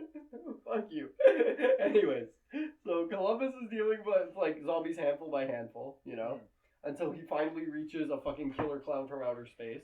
Oh god, zombie clown. You want to talk about this? No. You take it. Come on, take it. He meets a zombie clown and then he's like, I can't be afraid. He changes Rule 17 to be a hero. Yeah. And he Just pops it in. he's like, okay, I have no bullets. I gotta kill the zombie clown. He grabs the test of strength hammer and beats the zombie over the head with it. Of course, it has to be taking place next to it. And of course, it hits him directly on the nose. It goes, honk. Burp, burp. It's just a little like boink. I would like replace this with like so many other sound effects and it'd be just as hilarious. Muda. Fucking great. Dio. Eddie! It's just fucking Dio's Eddie. But yeah, you fucking whacks him over the nose and he just goes, Eddie! He mollywops him. Mollywops the fuck out this clown zombie. Finally brings them down. Little Rock actually shot the controls for the Sky Screamer, which is why they were jammed up there. But it's better jammed up there than coming down so zombies can monkey on. Yeah, but I guess there was like an emergency release or something because they come down after he helps them out, after he kills all the zombies. And Tallahassee has a bunch of badass moments in this. Yeah, it looks like he's gonna die, but I knew he wasn't because there's a sequel. Yeah, it's playing it as like his big sacrifice scene, but it's like it's a comedy. Like it's more than likely he's not gonna die. Plus nowadays, especially, like he wasn't, because like he's on all the posters, for the fucking second movie. He has to get the symbiote. He was in the pilot for the shitty show, But he wasn't him. It was. Well, no, it's his character. So Yeah, but it wasn't. of course, It wasn't Ewan McGregor. So true. I caught you for a second. Fuck you. It wasn't Woody Harrelson. It wasn't Ewan McGregor. Screw you, fuck. No, maybe that's the fucking celebrity cameo in the next movie is gonna be fucking Ewan McGregor. No, man, he's busy. He had to do Dr. Sleep. How do you know? Maybe he took a day off. You can't take a day off from a Stephen King project. For one cameo Yeah. in Zombieland? I don't know. He might be cool with it. Maybe it's Stephen King. Maybe Stephen King's the fucking celebrity cameo. Whatever. So, he saves the girls. Wichita whispers her name why in his should we ear. think you know how to deal with the zombie apocalypse? Well, I have written a book about zombies. Yeah, but it's fucking Cell. Shut up. Hey, Cell was okay. No, it wasn't. The book was good. Okay, until reading 4 Past Midnight, it was the worst Stephen King thing I'd ever read. I liked it. But that's I'm not saying it's bad. Experience I'm just saying it's the worst Stephen King I'd ever read. yeah, but I read it back in high school and I have fond memories of it. Thus, it's okay in my book, especially because I fucking cried when the girl died. Yeah. Anyway, so he saves the two girls. I'm gonna make you watch the movie. I already plan to watch it. At It's some so point, bad. So we'll watch it on the show. Man, you know the gay, What? the kind of cool gay guy in the book. Yeah. Yeah, Morgan Freeman. Samuel L. Jackson comes in, Yeah. and it's like, "Hi, I'm this character's name." I'm like, no, you're fucking not. Wait, he's supposed to be the cool gay guy? Yeah, but What, he's really? yeah, Wow. Okay. but he's not gay or cool. That's weird. Yeah, the movie managed to make Samuel L. Jackson not cool. The fuck? I know. It's like so inaccurate. Whatever. Several fucking movies have been. Oh, Matthew McConaughey is the Man in Black. The big climax of this though is basically he gets the final kiss and he Yep. also gets what her true name is. Emma Stone's real name in this movie is Krista, Yep. not Wichita. So actually gives him her name. I hope we're getting more names They in get the a movie, little in the kissy next kiss. movie. Yeah, exactly. I think that's what the show was trying to drive at, Yeah. but we didn't get anywhere with it, so fuck it. Like, pointless almost. Plus, it made them not a thing in the pilot. So I'm actually interested in where that goes in the sequel, like the actual official sequel. They're probably still going to be together. Yeah. I'm hoping that's what it is. If it breaks them up for some fucking bullshit, just for them to get back together. Oh, they better not fucking do that. pissed. That's gonna make that movie by default bad. I'm gonna be fucking mad, like legitimately fucking mad. I'm gonna walk out the fucking theater If they some pull bullshit a like that. Ghostbusters 2, Yeah. I will not be a happy Merrick. No, but it's like they're together. Just fucking expand on let this. them be together. Make them a closer family, okay? Mm. Don't fucking break them up by fucking pulling some bullshit and fucking basically being like, oh yeah, you did this stupid thing or you didn't help me with this thing, so fuck you. We're too close knit. We need to kind of separate a bit. Mm. No, fuck it. Be together. Be people. Because honestly, just breaking up a fucking relationship that happened one movie ago. They live happily ever Stupid. after. We get a White Stripes song. Oh, before that, they're in. The Twinkies. They Come go on, to the Twinkies. They go to the snack bar The trying to find a crux of this Twinkie. film. They hear something move, and Jesse Eisenberg shoots the door, and it was just a rat. And then they go in, Because Tallahassee was looking around in it. and it turns out that It's Columbus just shot the entire box of Twinkies. And I have one perfect line for this scene. The elf has shot the food. and Jesse Eisenberg says, "Well, we can eat around the buckshot. It's too soon." I love how he asked him if he wanted a snowball before that, and Tallahassee's just like, shut up! But it turns out, They go outside because they hear the truck. Little Rock roaring. has the last Twinkie. Yeah, and she pops out the top of the window, the top window from the roof, and just like throws it to Tallahassee. Tallahassee And grabs you like it. the pure joy on Woody Harrelson's Yeah, and face. it's just like fucking like just the beautiful like soothing music, like fucking like 99 Love Balloons starts playing or something, and he just eats it. Soothing. That's a song about the dangers of nuclear war. Yeah, but it's a soothing song. It's a good song. It makes me feel nice. Yeah. I imagine myself constantly as just like a puppy rolling through a green meadow, just like listening, like while that plays. Just like 999, that's the balloons.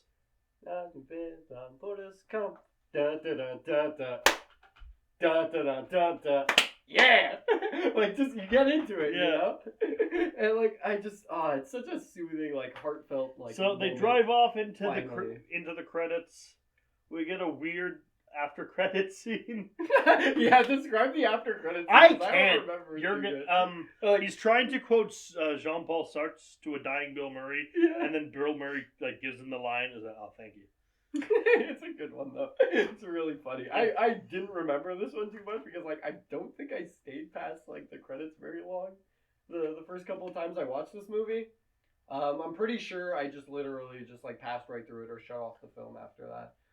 Plus, I don't think it usually plays the after credits scene when it plays on TV. So I've seen this movie quite a bit on TV.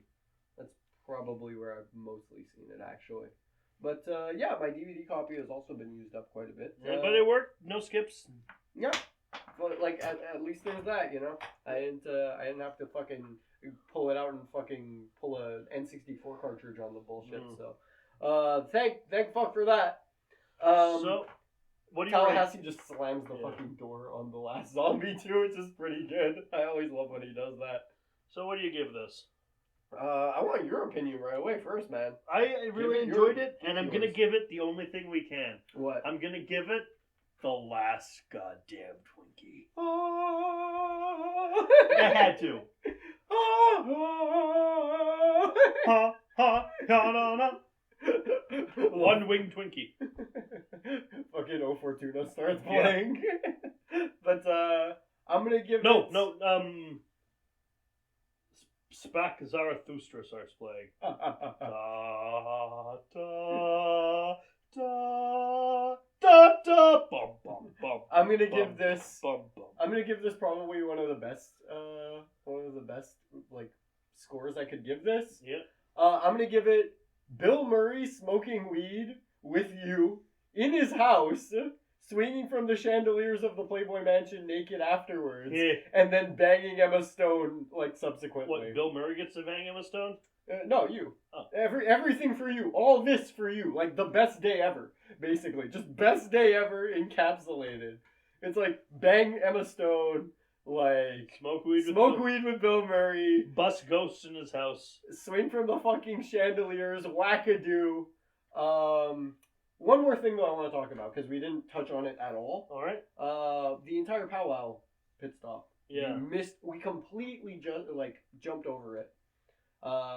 They stopped into a little like Native American what is it, like a tourist stop? Yeah. And basically there's just a whole bunch of like Native American memorabilia all over the place, like tomahawks, fucking headdresses, statuettes, the whole 9 yards. And Columbus grabs some cologne, Yeah. starts spritzing it on him, and he's just like, And Tallahassee Woody gives him Harrelson's shit like- for it. and they realize like, motherfucker, you're trying to bang Wichita, ain't you? It's like, well, good luck. She spent the entire movie fucking us both. Like, best of luck to you, Pintunia. Makes fun of him for wearing cologne. He turns around. Yeah. Jesse Eisenberg. And he gets pissed Sprays him because in the he back. sprays him in the neck. I have laid down some major ass kickings for less. Columbus you is get, just like, I'm sorry. you get I'm sorry. 45%. You get 45%. Punches him. Yeah. Go ahead, give me 45% power right here, Mary. Yeah, attaboy.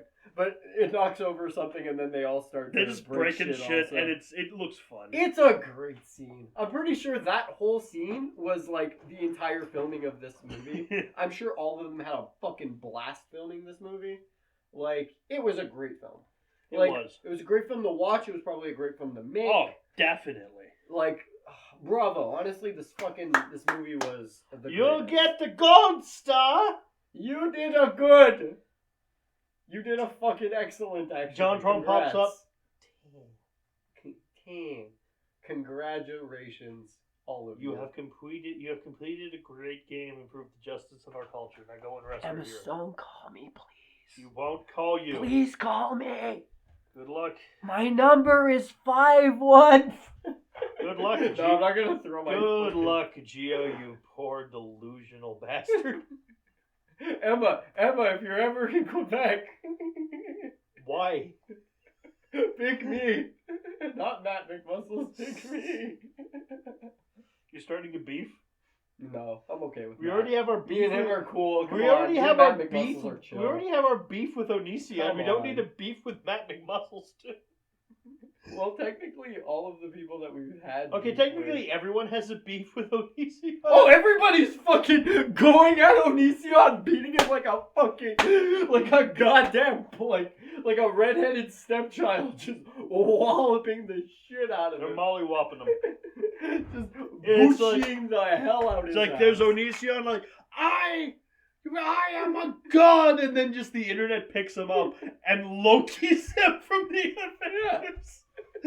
He's the internet's punching bag at the moment. And well, he deserves it. Yeah. Anyway, I told you we're gonna have something special, a little sneak peek of a little project I got coming out next year in 2020. This is gonna be fun for us guys. Sometime in I hope you guys enjoy also. 2020. Don't know. Probably after February, maybe March or April. Yeah, guys. It's But coming we'll out. see you in the next one. But we're not done. In the meantime, watch this shit, I guess. Yeah, we're actually going to do Yeah. a preview and a teaser. We're gonna actually do one Ooh, I like for a teaser show I things. got coming out called Toonbreakers. Toonbreakers. It's gonna be coming out Saturday mornings, where we're gonna watch the first few episodes of an animated series. And Gio, Do I get to be Maximilian Pegasus you are Maximilian in Pegasus. Toon World? No, you're Johnny. You're Johnny Wheeler.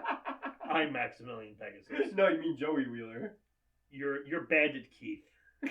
No, I want to be Joey Wheeler now. You're Joey Wheeler. Wow, this is a weird game. This is a weird show. But today, right now, Yeah. we are going to be watching as like a wine pairing with Zombieland. Yeah. We're not going to do the usual 3 episodes, 3 or 4 episodes. We're just going to do 1 episode. We're going to watch 1 episode, and we're going to get back to the show later. Get We're on going with to it. do 1 episode Yes, get of on a with show I loved as a kid. it. I liked it. The one, the only, Mummy's Alive! You probably heard him spit that one out before, but whatever.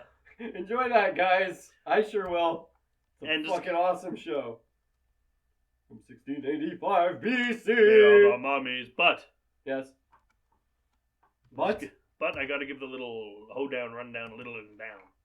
Yeah, go ahead. IMDb this shit. In present day U.S., a kid releases 4 ancient Egyptian mummy warriors who help him fight a revived Egyptian evil mummy sorcerer who wants to take over the world. Covered in ramps. They gotta be dusty, and they're gonna fight the evil stuff because they are moomies. They are going to Mamoru these moomies. So, you know what I always say, Gio? What is dead cannot eternal life. No. Death is only the beginning. Huh.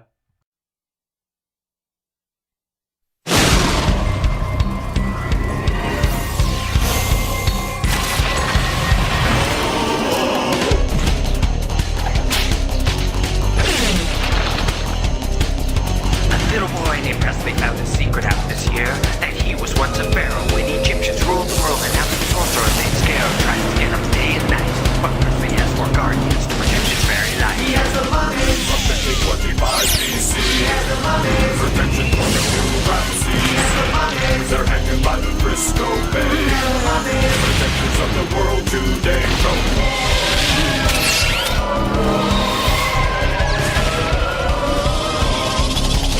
He has the mummies from 1525 BC. He has the mummies. Protection from the Pharaoh. He has the mummies. They're hanging by the Western Gate. He has the mummies. They're gonna save the world today. The Egyptian way, the mummy's alive. Well, These were mummies, they were alive. and they came from 1635 BC. They're the mummies. Okay, we just made them listen to the fucking opening. They don't need to listen to it. No, but are you guys aware that they're the mummies? There's Egyptian shit around here. Too much. In apparently San Francisco. Because it's the 90s and everything was in San Francisco. Yeah, Dude, we were in San Francisco in the 90s. yeah, the Roman Colosseum was in San Francisco. Did you guys know that? It's the Roman Colosseum where all of the gladiators fight. Why was there not a fucking gladiator cartoon? That would have been dark. But no, I mean like this with the transformation sequences and all. Well, you see, a lot of people don't give a fuck about the Roman Empire, and find that the Colosseums were barbaric, and don't want to teach the kids about the gladiatorial combat. May I remind you that there exists a show about 3 superpowered sumo wrestlers, one of which fights exclusively with his butt. This is understandable. And honestly, I would be surprised if it didn't exist. Also, it's quite wholesome. That's actually more wholesome than, like, gladiatorial blood and guts. Anyways, we got 5 episodes out of the show. We got 4 episodes. 4 plus a bonus. We got 3 plus a bonus. Because 3 we plus had... a bonus. Read them off. For episode 1, rah, rah, rah, rah. Rah, rah. Episode Do 2... rah, rah, rah. Episode 2, sleepwalk like an Egyptian. Yeah. Sleepwalk. Episode 3, pack to the future. Are these Yeah. titles starting to hurt you yet? Episode 4, the gift of Geb. Oh, yeah, that is the 4th one. Yeah, okay, you're right. Yeah, it has this DVD's a ripoff. 3 episodes, 1 bonus episode. Yeah. Usually... What the hell? Yeah, usually they're packed in 5s, right? That's why I'm counting them off. I'm like, there's gotta be 4 Dude, plus a bonus. there have only ever been 4 episodes of the show released on DVD. Yeah, I know, but like, oh my god. And you know what pisses me off about it? It's episode 1, 2, 3, 4, 6.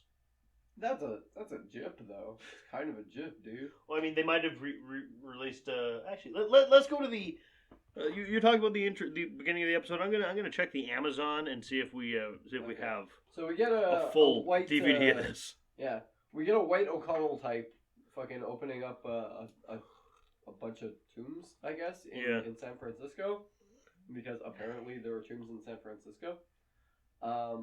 This one in particular has 5 sarcophagi, small ones, and one of them I think is already like a 6th one I think is open, and a bad dude named Scarab is in it. No, we find it. He opens a tomb.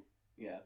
And he like, no, the tomb's cursed. Like, Of course they fucking scream that it's cursed because it's a fucking Egyptian tomb. But he walks in and they're like tally marks Yeah. of how many days some fucker's been in the tomb. Yeah, and then he turns around and Gets eaten. Yeah, this big old wizard, this freaking big old lich man. So big old level 35 wizard.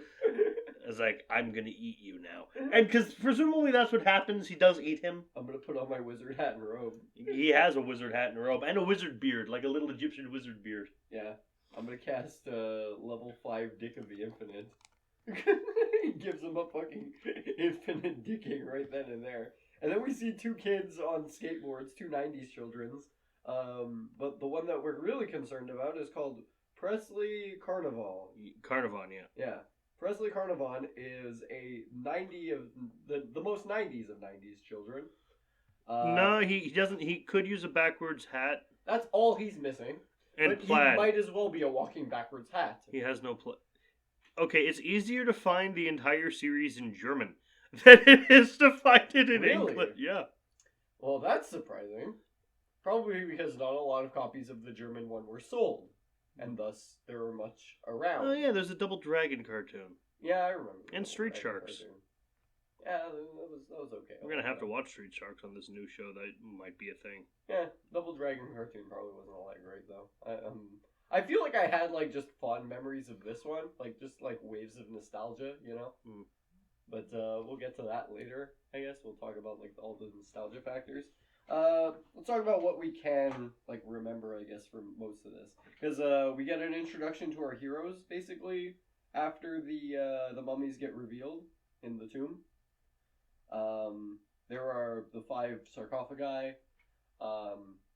One's name is Jakal. He is not He's the Jackal leader. related. He is an eagle. Yeah, he's the leader, and he's also a hunter type with. And like, he speaks in nonsense, fucking fucking parables and sayings that mean nothing to anyone. Yeah, exactly. Like ancient Egyptian phrases, like who the fuck knows that many fucking ancient Egyptian, like little tidbits of information, you know, like little things like that have been lost to time.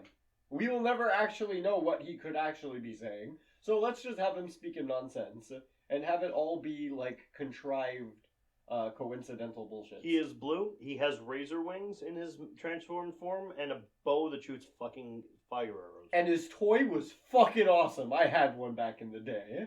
I was so fucking lucky to have this toy. Like, because everybody picked up the fucking other dude. Everybody else picked up the green fucking Wrath. Yeah, because Wrath is the best. sword. I had a He was a toy serpent of dude. of Jakal and I had a toy of Scarab. I did not have a Scarab toy. I wish I had a Scarab toy, but I did not have a Scarab. Oh no, fuck the I hel- would find my friends that had Scarab toys. Fuck the helmet on the Scarab toy because it Yeah. was so hard to put on. That I remember the helmets being particularly a pain in the ass for these this toy series. Oh, dude, I lost the The what? Jakal helmet. Yeah, you did. I did. Aw, that's kind of sad. I think I lost mine also at some point, but like I then again lost the entire figure eventually. But so I did replace. wasn't all that I did sad about replace it. the Jakal helmet Yeah. with because I had a lot of Batman toys as well. Obviously, Batman versus Mummies Alive is a very common thing. Oh yeah. But the Ra's al Ghul helmet That that would've been came cool. with yeah. Yeah, I can see how that works with it. But we also have Armon, who's a big ram dude who just straight up is missing his arm, and when he gets his little Because arm cool- on, you get it? Arm on. he gets Eh. his cool henshin, he gets his arm back, and it's a big golden Oh, Fuck by off, the you way, smash arm. because this is a '90s cartoon, yeah. transformation sequence. Henshin a go-go! It's morphin' time. It's basically that, exactly. He is Fucking one of Henshin. the most fucking hilarious characters in the show Yeah. because he views the world in two ways. He Yeet thinks yeet or eat. Yeet. Eat or yeet. Yes. If he can't eat it, he will yeet it. If he does not eat it, oh, it must be edible then. Yeah. Like, that's the only two ways he sees the world, which is a very comprehensive way, and I honestly envy this simplicity. There's Last but not least, yes, we have the Nefer. lady. Nefer. Well, they think she's a guy at first, and they call her Nefer. Yeah, but it's Except Nefertiti, she obviously basically. has tits, has a cat motif, and fights with a whip. Fights with a whip, so she's clearly a fucking female character. Yeah, and she's like basically the driver for the group. Yeah.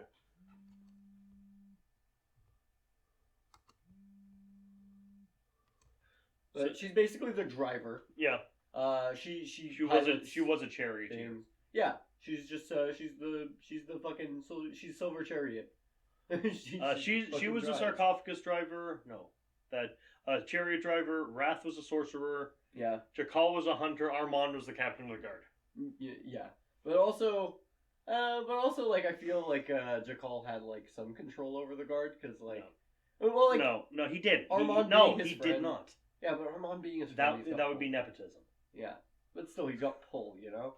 But like it's a lot more of a compassionate pull than like what fucking Scarab's trying to do. Oh my God, Scarab. The Scarab is literally So- just fucking. He's a usurper. First the bad guy? we do first meet Presley skateboarding. Yeah, and he ends up getting somehow into the fucking tomb. He goes to the museum. Forget how. You commented on his mom being hot. Oh yeah, dude, gorgeous. Like fucking. I put her up there with like fucking Jotaro's mom and like goddamn Josuke's mom. It's like damn, these some milfs right here. Like whoo boy, just like the pairings of all three of them. It's like where's some fan art of like JoJo cross mummies when you need them. Like that's gonna be some great stuff right there. But we get the kid into the tomb somehow. Mm-hmm. They all henshin. There's also a cat. We forgot to mention that there's an actual but cat. he in goes the small tomb. But there's shit to unpack before he gets to the tomb. Right. Because he goes to get a soda with, for some reason, like $20 of his mom's money from her purse. I took monies from your purse, mother. How much do soda cost? And then he gets there are a bunch of money. stone men called Shopties. These are the fucking goons for the series. Yeah, they're just. And they're they fucking chase working him. for Scarab. One of them chases him. He runs to a security guard. It's also a Shoptie. Yeah. And then the mummies show up. Yeah. It's, And they go, with the strength of Ra! But like, oh my god, they have the big henshin and stuff, but like everything leading up to the big henshin might as well be just a fucking fever dream because like it's so much fucking system overload, just like sensory blasted into your fucking head. It's it's fucking almost incomprehensible to keep up. Oh yeah. Sometimes, like, I swear, I was fucking losing it some day. Like, sometimes just, like, literally looking at this and just being like, what the fuck's going on? Wait, who's that? Like, who's fighting who right now? It's like, sometimes it's like, literally you're looking at the screen and you're just like, oh, okay, this was made for 90s kids who had fucking ADD. This So, show is ADD. Yeah, so everything's happening, like, in a snap of the fucking finger, you know? Like, it was developed by, like, fucking Egyptian Thanos. Yep. Just fucking literally snap and action is happening. But, the fucking henshins actually take a while. Like, the fucking whole changing scenes, like, those take, like, a good, like, what, 30 seconds to get everybody? Yeah, in one of the episodes, they actually do it twice. Yeah, but and it's they clear. do it the second time just to fill. Yeah, it's clear, like, because there are moments, like, when they don't need to fill, Yeah. well, they're just with the strength of Raw, and the bits of armor phase on. Yeah, and then just, like, henshin, like, really fast. Yeah. But, like, sometimes they go for the full fucking henshin. I can attest, when you're binging this show, Yeah. the transformation sequences do get a little fucking tedious. Well, you know when that's happening, like, the real action's starting. Yeah. It's like, okay, they're actually going to be doing something now. Yeah. But, like, you can kind of stop paying attention, also. It's like, yeah, I can, like, either you're watching it for the action, or you're watching it for the goofy shit they're doing outside of the action, you know? The And goofy shitty puns shit. and The whatnot. goofy shits. Yeah, that's why I watch it, at least. That's why I watched it just now. As for, you know, the action scenes, I couldn't really care. Back in the day, that's probably what I was mainly in it for. But it's a good show still. It still holds up. But, like, at the same time, like, they need to realize that they need to streamline shit sometimes and actually have some structure. Yeah. And they don't really get that. I don't feel like they ever, like, balanced it, you know? They should have had a balance at some point, you know? They should have met an equilibrium. Yeah. Like, by the end of the first one, you know? Like, by the end of, like, maybe first or second episode, I feel like they should have had a steady channeling of, like, ideas, you know? And had, like, a basis for most of the stuff that's happening. Aside from, you know, magic, you know? Which, like, they blame everything on fucking magic. The TVs. The tiny The man fucking- in the spirit box will not threaten you anymore, my prince. The big white fucking tomb, you know? Big big- white tomb, the fridge, you know? Full of food offerings. It's like... The big Fuck white off. sarcophagi. Big white sarcophagi. What is the purpose of the mummified bird? Fucking... What? Like, they're just so fucking, like, out of their depth. It's fucking sad. Like, I hope oh, that man. doesn't get old. That's half the show. Yeah. So, they have a Just- big stupid fight with all of the statue guys. The Shopties die in one hit. They're kind of ridiculous. Most of the time. Unless they're getting, like, fucking, like, hardened saber fucking phenomenon by goddamn Nefertiti. Just getting slashed to motherfucker. You know? But it's still one slash and they fall apart. Yeah.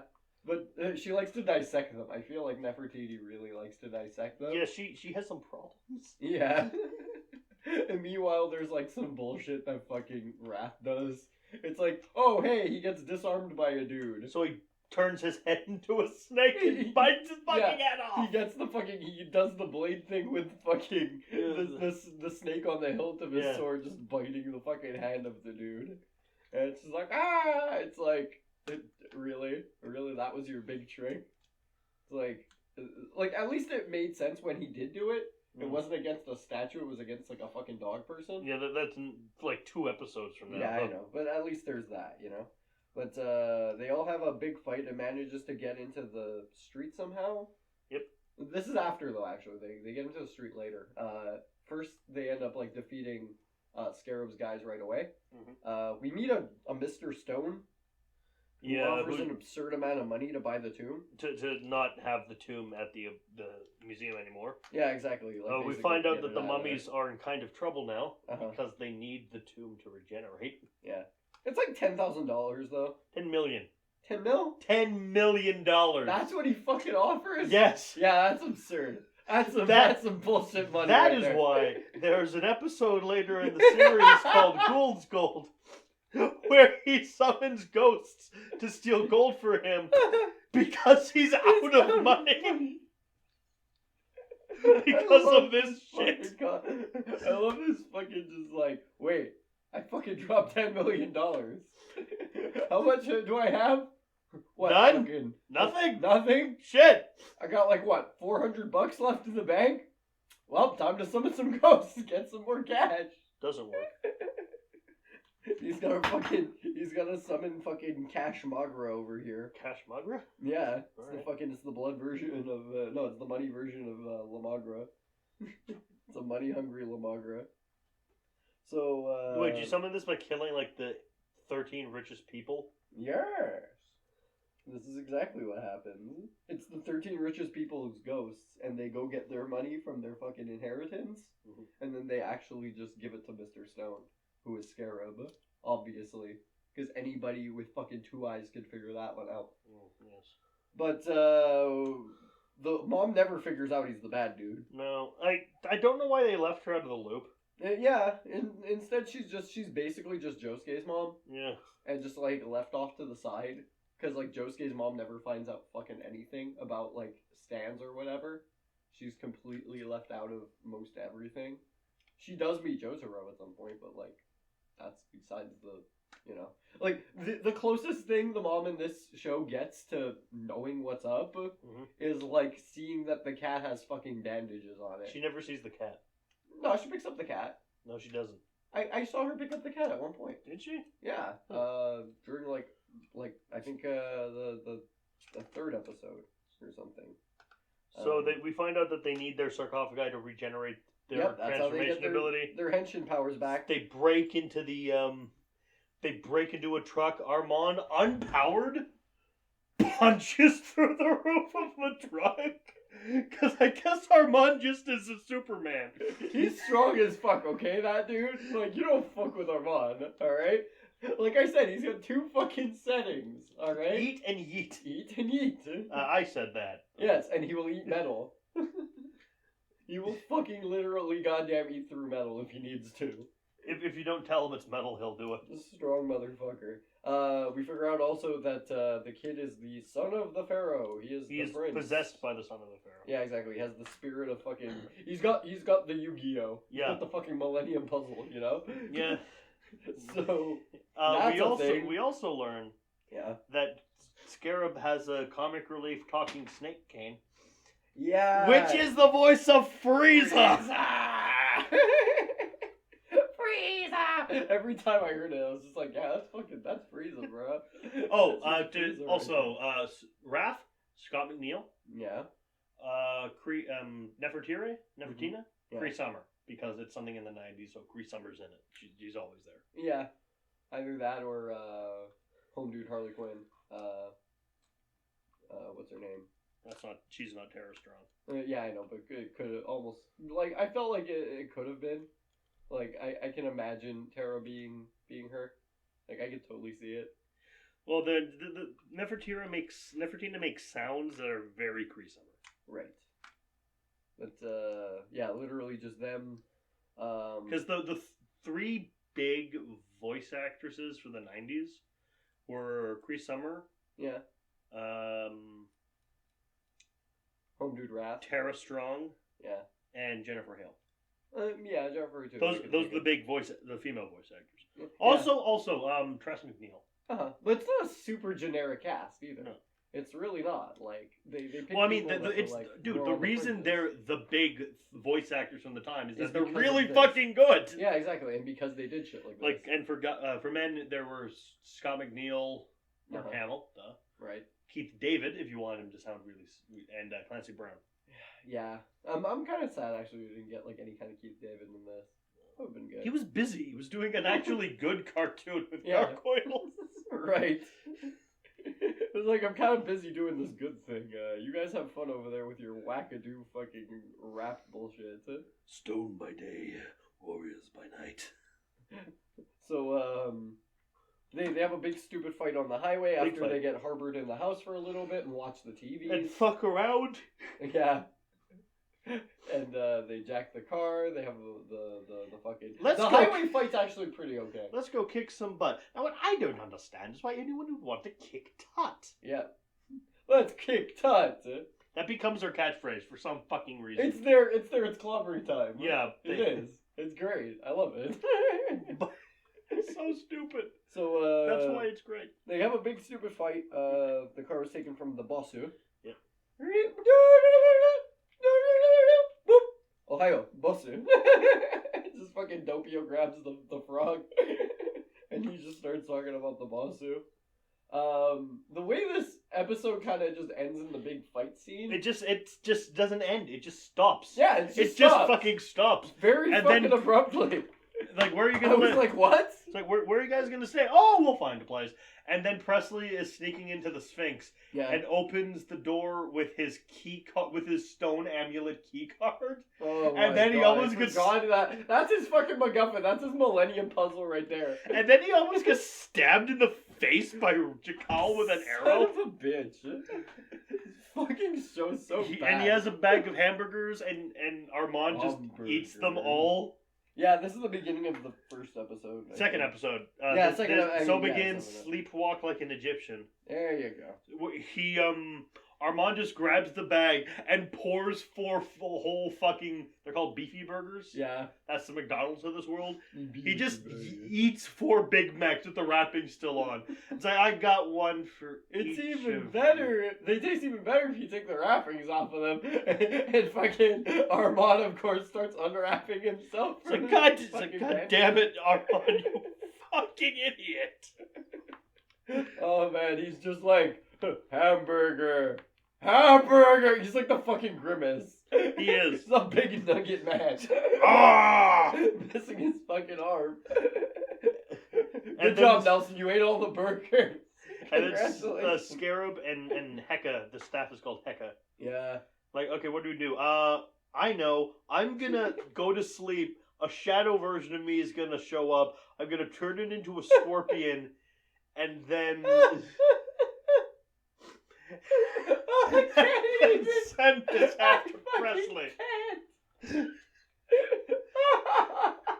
It's like, what? You're gonna do what now? Frieza's like, oh, okay. I just fucking go over there and nuke them all out of bed right now, but you wanna try this shit? Well, because he can't see Presley. Yeah. Because of the Eye of Ra amulet makes him blurry to... No, but like he knows where they're at, like... And just go there and fucking blast them out of bed, you know? And then they want to tear down the Sphinx. But he wants the Nightmare Scorpion. That's his approach. But the mummies are like, no, we're going to do a protest to save the Sphinx. And everyone's like, yeah! Yeah! And then the scorpion stings Presley, and we get a backstory for all the characters. Oh yeah, we get like a big flashback bullshit over here. Also, you forgot to mention they made the Hot Raw. The Hot Raw. Which is the big race car. With only 2 wheels. No, it's got 4 wheels. It has 2 outer wheels, and I think like 1 underneath it. I think it's got 2 small ones in the front. I think it does. I remember the toy having 2 small ones in the front, and then like the 2 massive ones in the back. It looked kind of like the Spider-Man car. One of the Spider-Man cars. Yeah, like there was like a weird little like. Did it shoot missiles? What the Hot Rod? The toy. Oh, the Spider-Man one. Well, I know the Spider-Man did, but did the Hot Rod have like those like little spring-loaded missile launchers? No, I don't think it did. I think it just had the front ram thing. That's actually kind of weird. You know, that like would pop off the front to. It would just like boost up the front, you know, make it like longer and stuff. I don't think it had the missile shots. It had something else though. I think it did have something else. I think they had like I don't know like a scarab pincers or something on the side of it. Something weird. There's probably something really weird. The toys look fucking cool though. Yeah, they were fantastic. I loved all the toys. All 3 of the dudes looked cool. They released the 3 male mummies, Scarab, and a Shopti. Neffy never got a... Unfortunately. She was going to, but they canceled the line before she could. Sad. Then there were versions of Jakal and Wrath, who you could squeeze and they do spooky shit. Yeah, I think I remember some of those also. Armand was cool, though. Yeah. His toys were probably some of the better ones, I felt. But everybody fucking gravitated towards Wrath. There's a fucking motorbike with a black bandage Jakal. Why? I don't know. Like, why is he the one riding the motorcycle? Like, when I think of any of them that could have fucking rode the motorcycle, like, I don't think of Jakal. Jakal is not badass enough to be fucking riding the motorcycle. Yeah, sure, he's a hunter dude, but Like, they were going to release all of them, obviously. Like, there was a prototype for an Nefertina figure. yeah, of course. And for an armored up Presley for some fucking reason. Yeah. Well, you're gonna find people that like the kid, you know, because the 90s, you know. It's like they want main character kid. They want one who carries MacGuffin. They want the toy of that. But I don't remember exactly what the car had. I think it just had like the rhyme in the front and that was it. But they make it during this. They do the big protesting stuff. Then Presley goes on like this whole fucking peyote experience in Egypt. Yep. Where he meets first Jakal. Who is the whitest... No, first he meets Scarab. Yeah, it's true. He meets Who Scarab is first. White as fuck. Not as white as he'd become, but still pretty fucking white. He is a fucking Xeno in Egypt, bro. He is white as all shit. Walking around Egypt and just can't tan for his life. For his It's like, I am life. the Pharaoh's advisor. You cannot. Yes.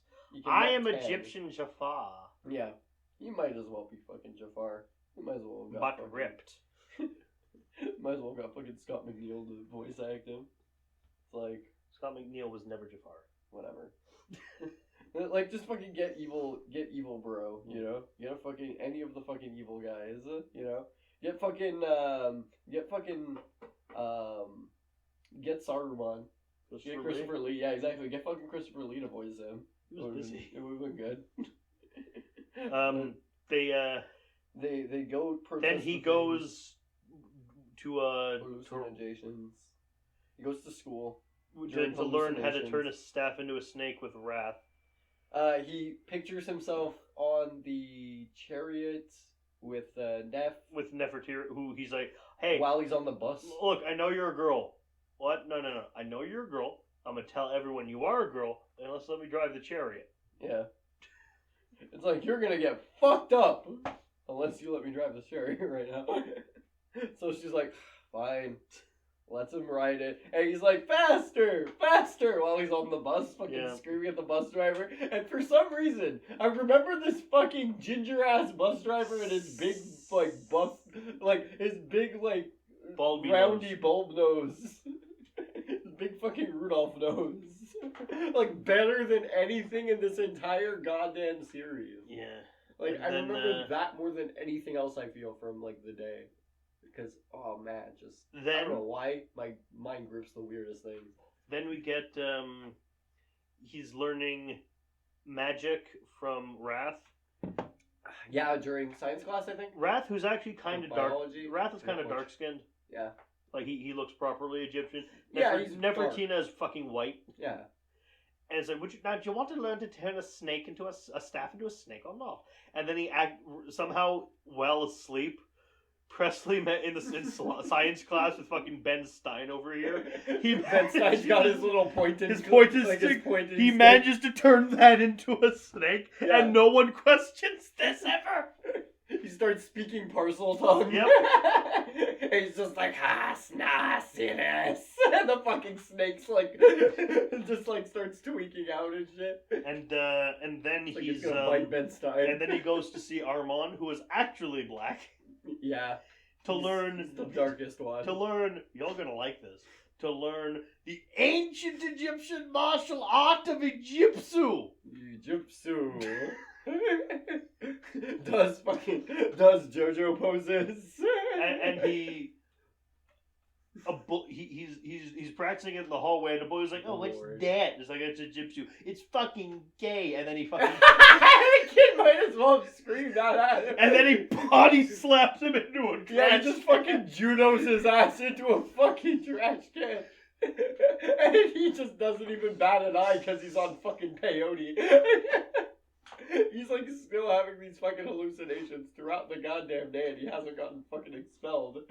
Like, for changing a fucking teacher's pointing stick into a snake? Yeah. You didn't get fucking anyone bat a fucking eye in I don't this think place? they have rules illegal for that? No? What the hell? Like, seriously, They're gonna have to make up a rule to expel him for that. Because that wouldn't technically be illegal, because no one would expect No, him but to you ever don't do even that. get him fucking sitting in front of the chalkboard like Bart Simpson fucking writing lines. I will not change the teacher's pointing stick into a snake. I will not speak parcel tongue in class. Nothing? Well, dude. Nothing. Well, if you were if you were a teacher and a student expressed the ability to perform magic, would you piss off that child? If they had a lightning bolt on their forehead, I wouldn't. Then he's Unless they had a lightning bolt then on he's their going forehead, to I'd be he's going to pissed. go do hunting with the very white Bruce Campbell looking Jakal, Yeah. and Jakal has a family because he's the Punisher. Yeah. And also to we need cement- his wife. It's and also and because Presley has an absentee father because his parents are divorced. Yeah. And it's kind of to cement the whole Presley is Jakal new son. Kid. Yeah. but Because I why the don't- fuck not? I don't think that was actually a thing, though. Like, a lot Dude, of it's a thing. Like, okay, yeah, make him the heir, but like, really, he came from your balls, Jakal? Really? It's his chance to do better because he got killed. Yeah, but it's And- so fucking forced. And then he gets the letters like from Scarabs Fucking like, bullshit. oh Prince Rapses, your father is back from Nubia secretly, and he wants to meet you in the desert. And then Raps is like, okay, and he goes. But it's also Does Scarab. the kid get snapped out of it by now? I think he does. Well, after he's that. going to Scarab, but this is actually in the flashback where Scarab kills Rapsies. Yeah. It's like, okay, so we're still having hallucinations. And then the mummies show up to the save mummies realize this, yeah. the mummies. They go with a group of protesters Yeah. to save them. To save them, they do their Jotaros. Yeah, they're on the roof. Okay, they're on the roof. They have this big fucking fight. Meanwhile, the protest's going on down below. Yep. Okay, there's a fuck ton of statues getting thrown off of the fucking building. Fucking Jakal's getting straddled by fucking by Scarab. The snake is getting fucking like they're pulling their shit, doing fucking weird magics and shit, being Frieza. Can breathe fire. Yeah, exactly. Like fucking Armand's just fucking smashing smashing them with boulders and shit, just like, you know, doing his thing, you know, throwing them around. And the kid like fucking is barely doing anything. He's just like getting Protect all the time. Just getting fucking mama rude. It's like actually do something, you know? He doesn't even have a weapon at this point. I don't think they gave him the No, they don't give boomerang. him that stupid ass thing until episode 3. Yeah, exactly. So he's got like no point really even being there aside from the fact that like, oh yeah, MacGuffin boy, you know? So fucking they talk about all the being mummies immortal. also can like shoot their bandages out like Spider. That's cool though. I like that. It's still That's it's thematic. cool, but it's also still thematic. stupid. Yeah, it's still thematic. Though. Oh, they use the cat as a grappling hook a few times. Of course they fucking do. God damn it. Scarab talks about like how he's going to become the immortal as soon Even as though he's lived for thousands of years Yeah. already. As soon as he brainwashes the kid into giving him the fucking soul transfer, and then he can live forever. But this never happens. They basically end up beating him off of the roof. And then we get episode 3. Yeah. The kid finally snaps out of it. They Yep. save the Sphinx. Of course. And then they see themselves on TV. Yep.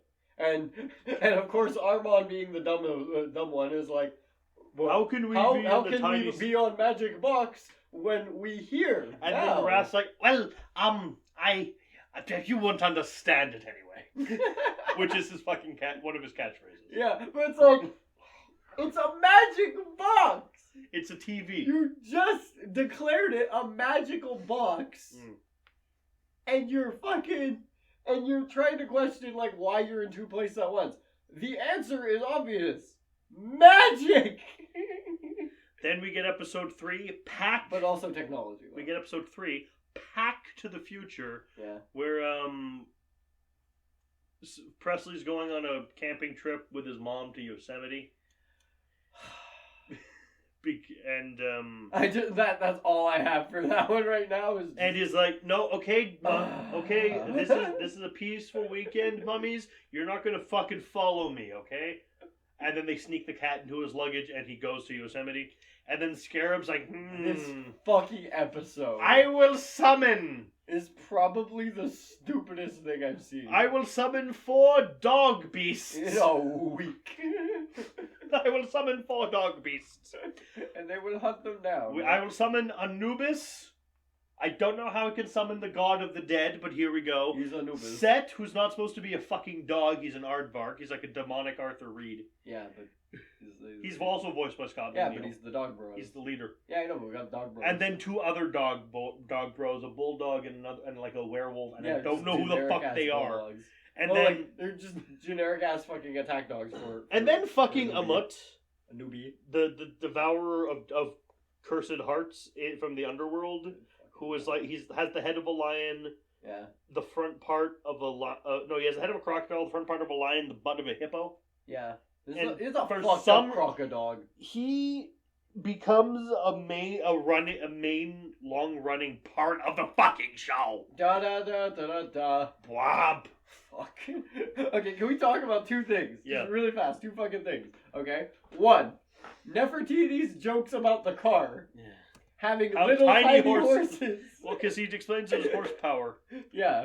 Of course, horsepower, you know? They gotta fucking make the horsepower jokes in this fucking series. It's just like, onward! Onward, tiny horses in this metal chariot. Carry us forth. It's like, really? You guys are gonna be like, oh, okay, fine. I'll forgive that one. But, like, main bad guy is also talking about fucking 50 lifetimes at the beginning of this episode. Yeah, this episode, the opening is like 50 lifetimes. Like, Pharaoh's like, motherfucker, you killed my son. It's like, yes, and when you die, I will be Pharaoh. I will live for 50 lifetimes. And I when will you live are for 50 still in your more. tomb, well, you are already in your tomb. And then the Pharaoh's like, yeah, I understand this. fair enough. Fair But enough. when I'm in my tomb, I'll be dead. I'll be dead. Seal him in. And Scarab somehow didn't see this coming. Even though he's backing into it, fucking... I was like, no! It's like, yeah, you're obviously not the bad guy when you're fucking literally taking 2 steps into your fucking tomb on your own. Backstepping, you know? You might as well be fucking Diavolo, just like finally seeing Giorno after Requiem. And he's just like, I mustn't retreat. My pride's on the line. It's like, motherfucker, just run. Get the fuck out of there. It's like, no, don't try to like fucking backstep and be like facing them down after. Like, no. Just leave. But no, he gets pushed into his fucking tomb and he gets sealed in there forever. And that's when he meets Frieza! But, yeah, so live forever inside the tomb, blah, blah, blah, blah, blah. So the dogs show up and attack the campground. Yeah. The mummies show up and fight them. Not a lot happens, just a lot of fighting. Yeah. Some moments between Presley and his mom about that they fucking hate camping and why are they even out here? Like, it's fucking Yosemite! Okay? The final temptation of Christ was here. Okay? What a fucked up place to camp! Like, yeah, when I think of camping spots, it's like, I think of, you know, I think of the deserts of fucking, of Iraq. Obviously, you know, just fucking active battleground. You know, I think of the top of skyscrapers. I think of fucking camping on the top of skyscrapers. Like, not even like on a level plane, like on the tip top of like a fucking satellite dish. You know, just so I can fall off to my death. Yeah. I also think of you know, bathing under fucking you know, like poison ivy. I think of just like sleeping in poison ivy bushes. That's a good place to camp. Yeah, these are the places I feel are best for camping. You know, in my opinion. Your humble opinion. Yeah, because I want to be. You don't want to enjoy yourself. I want to be as uncomfortable as humanly possible when out in nature. You know, I want to be tempted. Fuck. Tempted. Oh my god. I have to go. wanna be I have to tempted. Catholic a bus. I must go Catholic a bus. But I I want to be tempted at all turns, at all junctures, by the fucking devil himself. But really, Big not a in lot my happens ear. there. The mummies show up, they fight, they win. The place to think of, like fucking let's go fucking camping. Wrath and Anubis have like a fucking Wolverine battle. Yeah, the cat's the only defense though from Anubis and his boys for a while. He goes big. Yeah, he gets the big fucking meow meow. Yeah. And then he gets blasted off the fucking cliffside by Hooked Scarab. on by bandages.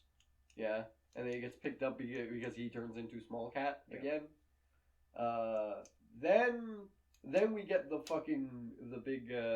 big car coming in. They get the big stupid fight. Yeah. They win with the hot bra. But oh no, there's an eclipse. After it turns into a toy. But we do find out things. that the eclipse is coming. Oh yeah, and that's at the bad end of shit this can episode. happen during an eclipse. Yeah. And next episode, like fucking, what is this berserk all of a sudden? And next episode, the Gift of Geb, where it is going to be the eclipse. There's fucking Scarab summons Rockbiter, Goddamn. who is somehow dumber than Armand. Jakal becomes fucking Griffith. She's like just betrays all of them to become Femto. Then we start the God Hand. Fucker.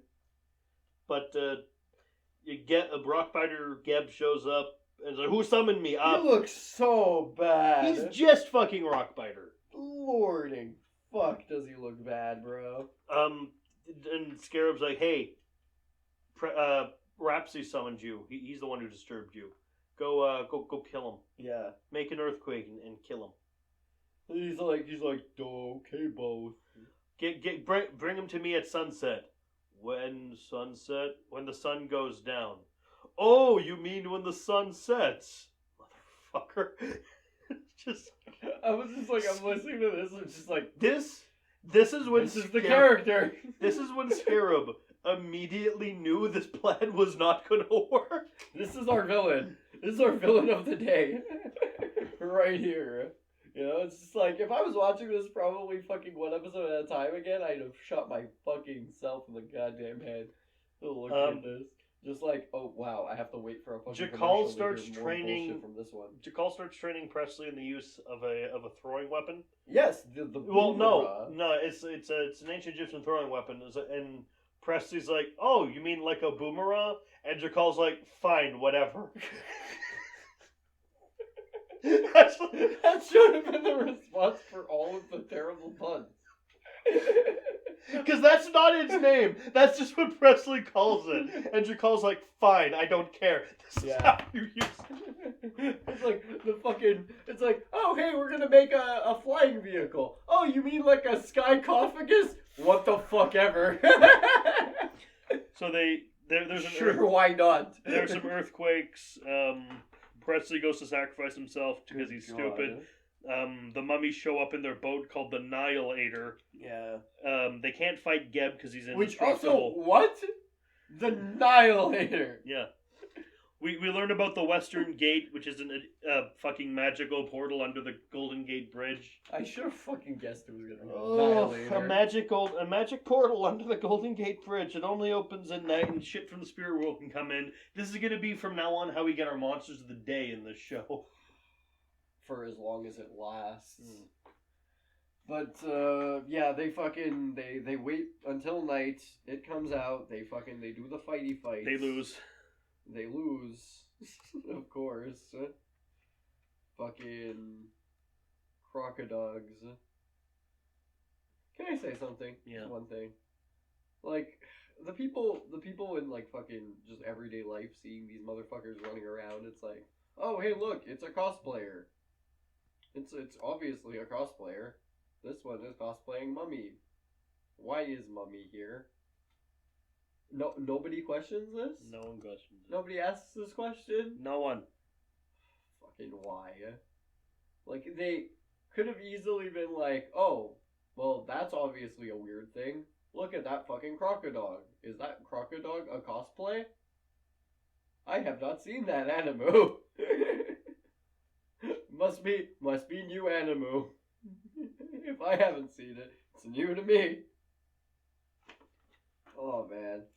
Plus, like, this fucking episode though is like probably the worst one. I don't know. Merrick's showing me a fucking picture of like a Vegeta looking Armon. It's Broly. It's a Broly I Armon. don't know why. Why? Fucking why? Like, no, this should never happen. It's like, yeah, sure, Frieza's in the show, but you don't have Piccolo's to. in the Fucking show. Armon, a DBZ character? You really don't. Piccolo's in the show too. Yes, he is. I'm not even going to talk about that right now. I think we should get back to this. So, a lot of this slapstick bullshit's getting old. So are the fucking Egyptian puns. Yes. Like, it's even getting old to the fucking mummies at this point. Do you mean like a Even Scarab's like, hello, fellow kids. Oh, wow. It's just so fucking... It's like, really, we're gonna keep up with this? Okay, let's see. Like, that should be like the fucking drinking game of this show. Every time they have an Egyptian pun. Like, Gio, ever. I just remembered an episode. I can't remember what it's called. What? But Scarab turns himself into a child to infiltrate Presley's school. What? Because of course he does. What? Yep. Is he white? Yep. Oh. Well, not Is he like albino? No, not albino white. Okay.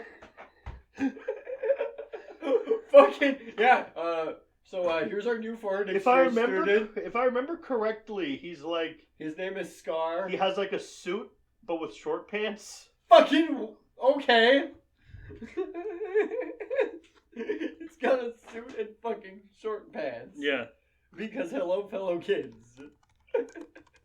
I would expect him to have like a fucking propeller cap and just fucking like little like little Oh yeah, boy shorts. there he is. Yeah, I would imagine fucking propeller cap and boy shorts. He's got a backwards cap! And he looks Asian! Guys, I'm not fucking with you guys. Like, he's Asian! He's a white-ass Asian kid! Well, I guess there's San Francisco. Back in the fucking 90s. Alright, he could be an Asian kid. But he's got a fucking backwards cap! And he looks Asian!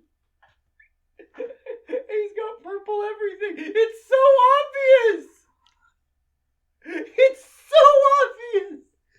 So Presley's gonna like this read. hurts. Presley's gonna This read the hurts. incantation to summon to give Scarab the eternal life.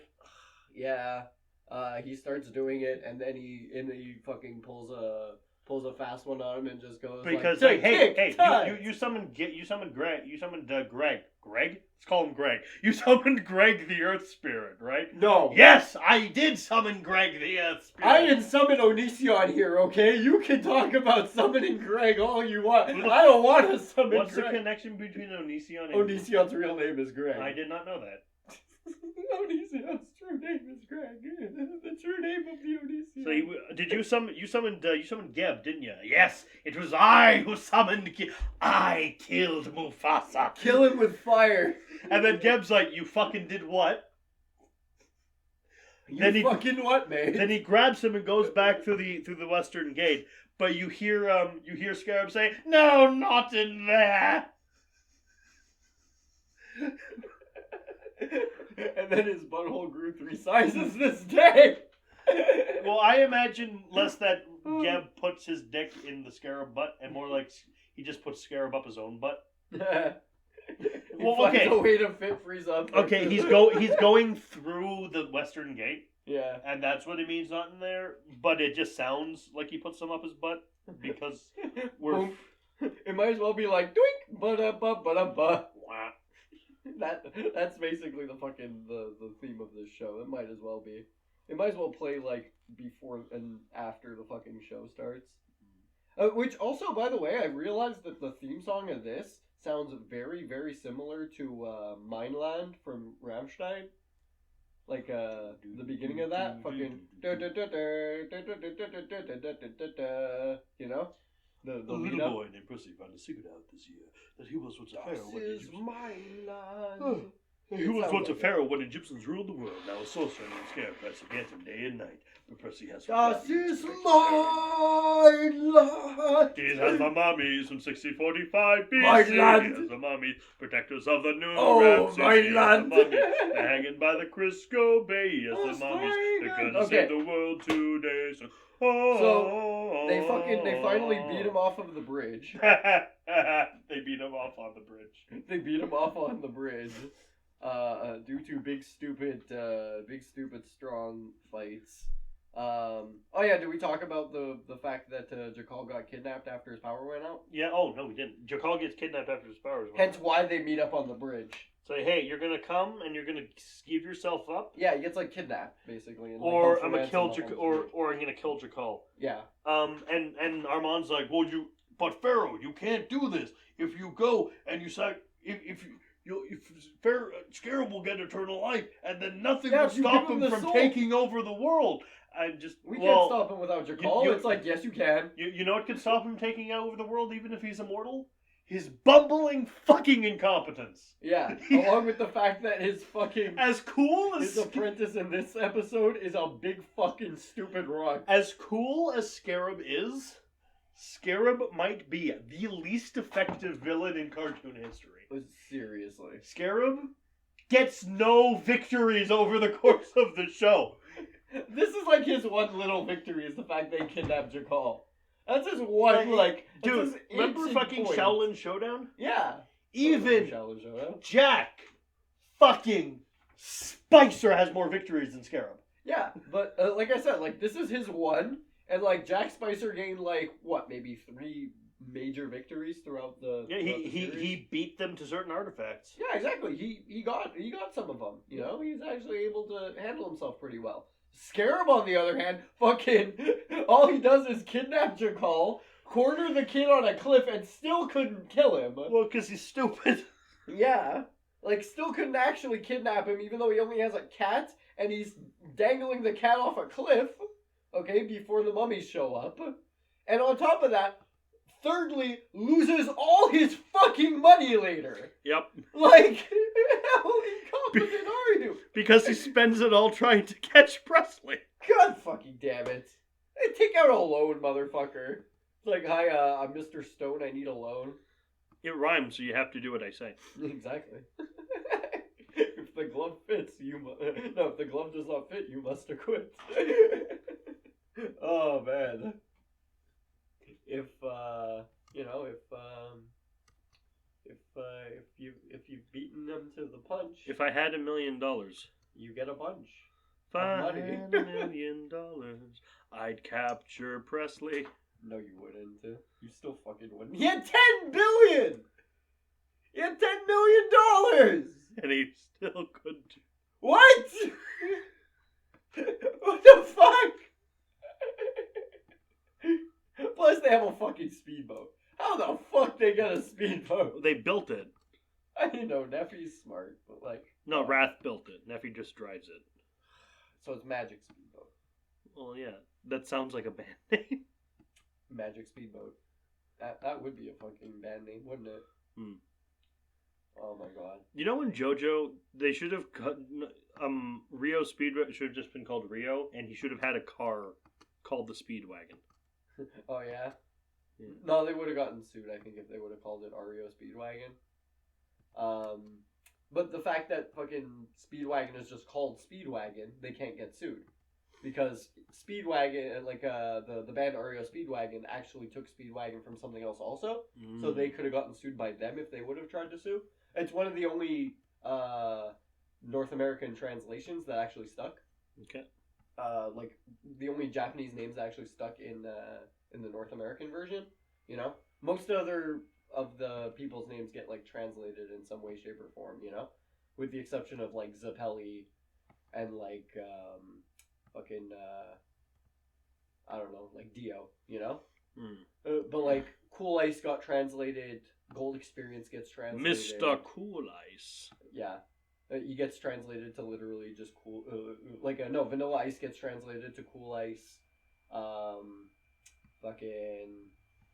Who else gets fucking translated? Like fucking. Well, Dyer's name stuck. Dyer's just Dyer, you know. But like Dio stuck. Dio. Anyway, enough about Dio. Star Platinum stuck. We'll get to Dio. Yeah.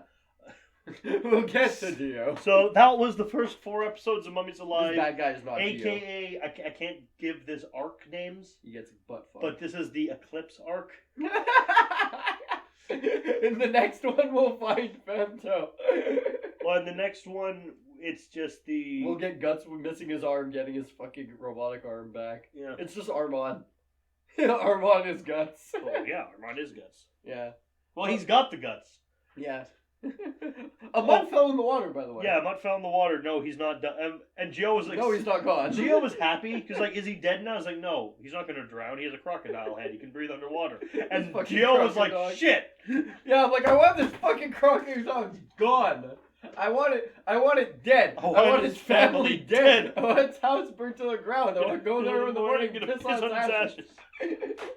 It's like, fuck this thing.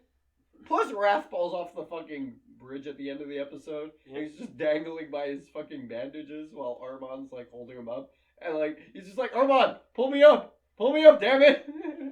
And Armand's just like, oh, okay, boss. And he's just like, he's got one arm, just start lifting him. It's like, how is Armand gonna fucking lift him all the way up? He's gonna pull one, and then Armand, he's gonna flip Rat's to the other end of the bridge. Smacked onto the ground. Just on the other side of the bridge. And just Hulk him across like one side of the bridge to the other.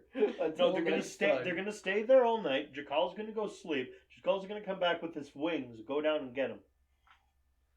No, they're not gonna henching for this problem, bro. They're really not. There are so many. You really think these motherfuckers would henching for something as minute as Raph getting dangled up a bridge? For the best character in the show, yeah. The Golden Gate Bridge? I would. No, they're not. I would. They're not gonna do that. But though. he's the best character, though. They barely fucking did anything when fucking Jakal went missing. They slept. They fucking literally, when their leader went missing, what did they do? They didn't jump in the car and fucking bolt. They didn't grab a fucking plane and fucking grab the goddamn Skycophagus to go fly over there and nuke the motherfuckers. No, what did they do? They took a fucking nap. And then invented a boat. No, they had the boat before. Oh, yeah. That's how they fought the big rock man with lasers. Rock man of Fantastic Four. Big superhero in Russia. Big stupid Yosh in Russia. So what do you think of Mummies Alive, dude? God, fuck. I remember this being a great show. It's because we were children. No, but it still is good. It's still a good good but show. It's also fucking stupid. It's also fucking brain dead. Oh, shit. And ADD as all fuckers is probably why I loved it so much. You know, when you're not binging this with, like, the opening and the credits between each one, Yeah. they just kind of bleed together and you get confused as to where you are. Yeah, it's like, what? What the fuck? Probably jumped over so many goddamn things in this entire review. I just missed a few Egyptian puns. Fuck it. But, like, still, we jumped over a couple Like, of oh, that like we they're could doing probably they're revisit doing and the talk about. protest. Presley's mom tries to stop them. I'm sorry, it wasn't meant to. The Sphinx was meant to be here forever. The lights go out. Armand just Raw is angry. Raw smash. Armand smash for Raw. Yeah. Meh. And Presley's dressed as a mummy also here to give viability to the rest of his mummy pals. This is what he are to do. He is the shambler of the shambler crew.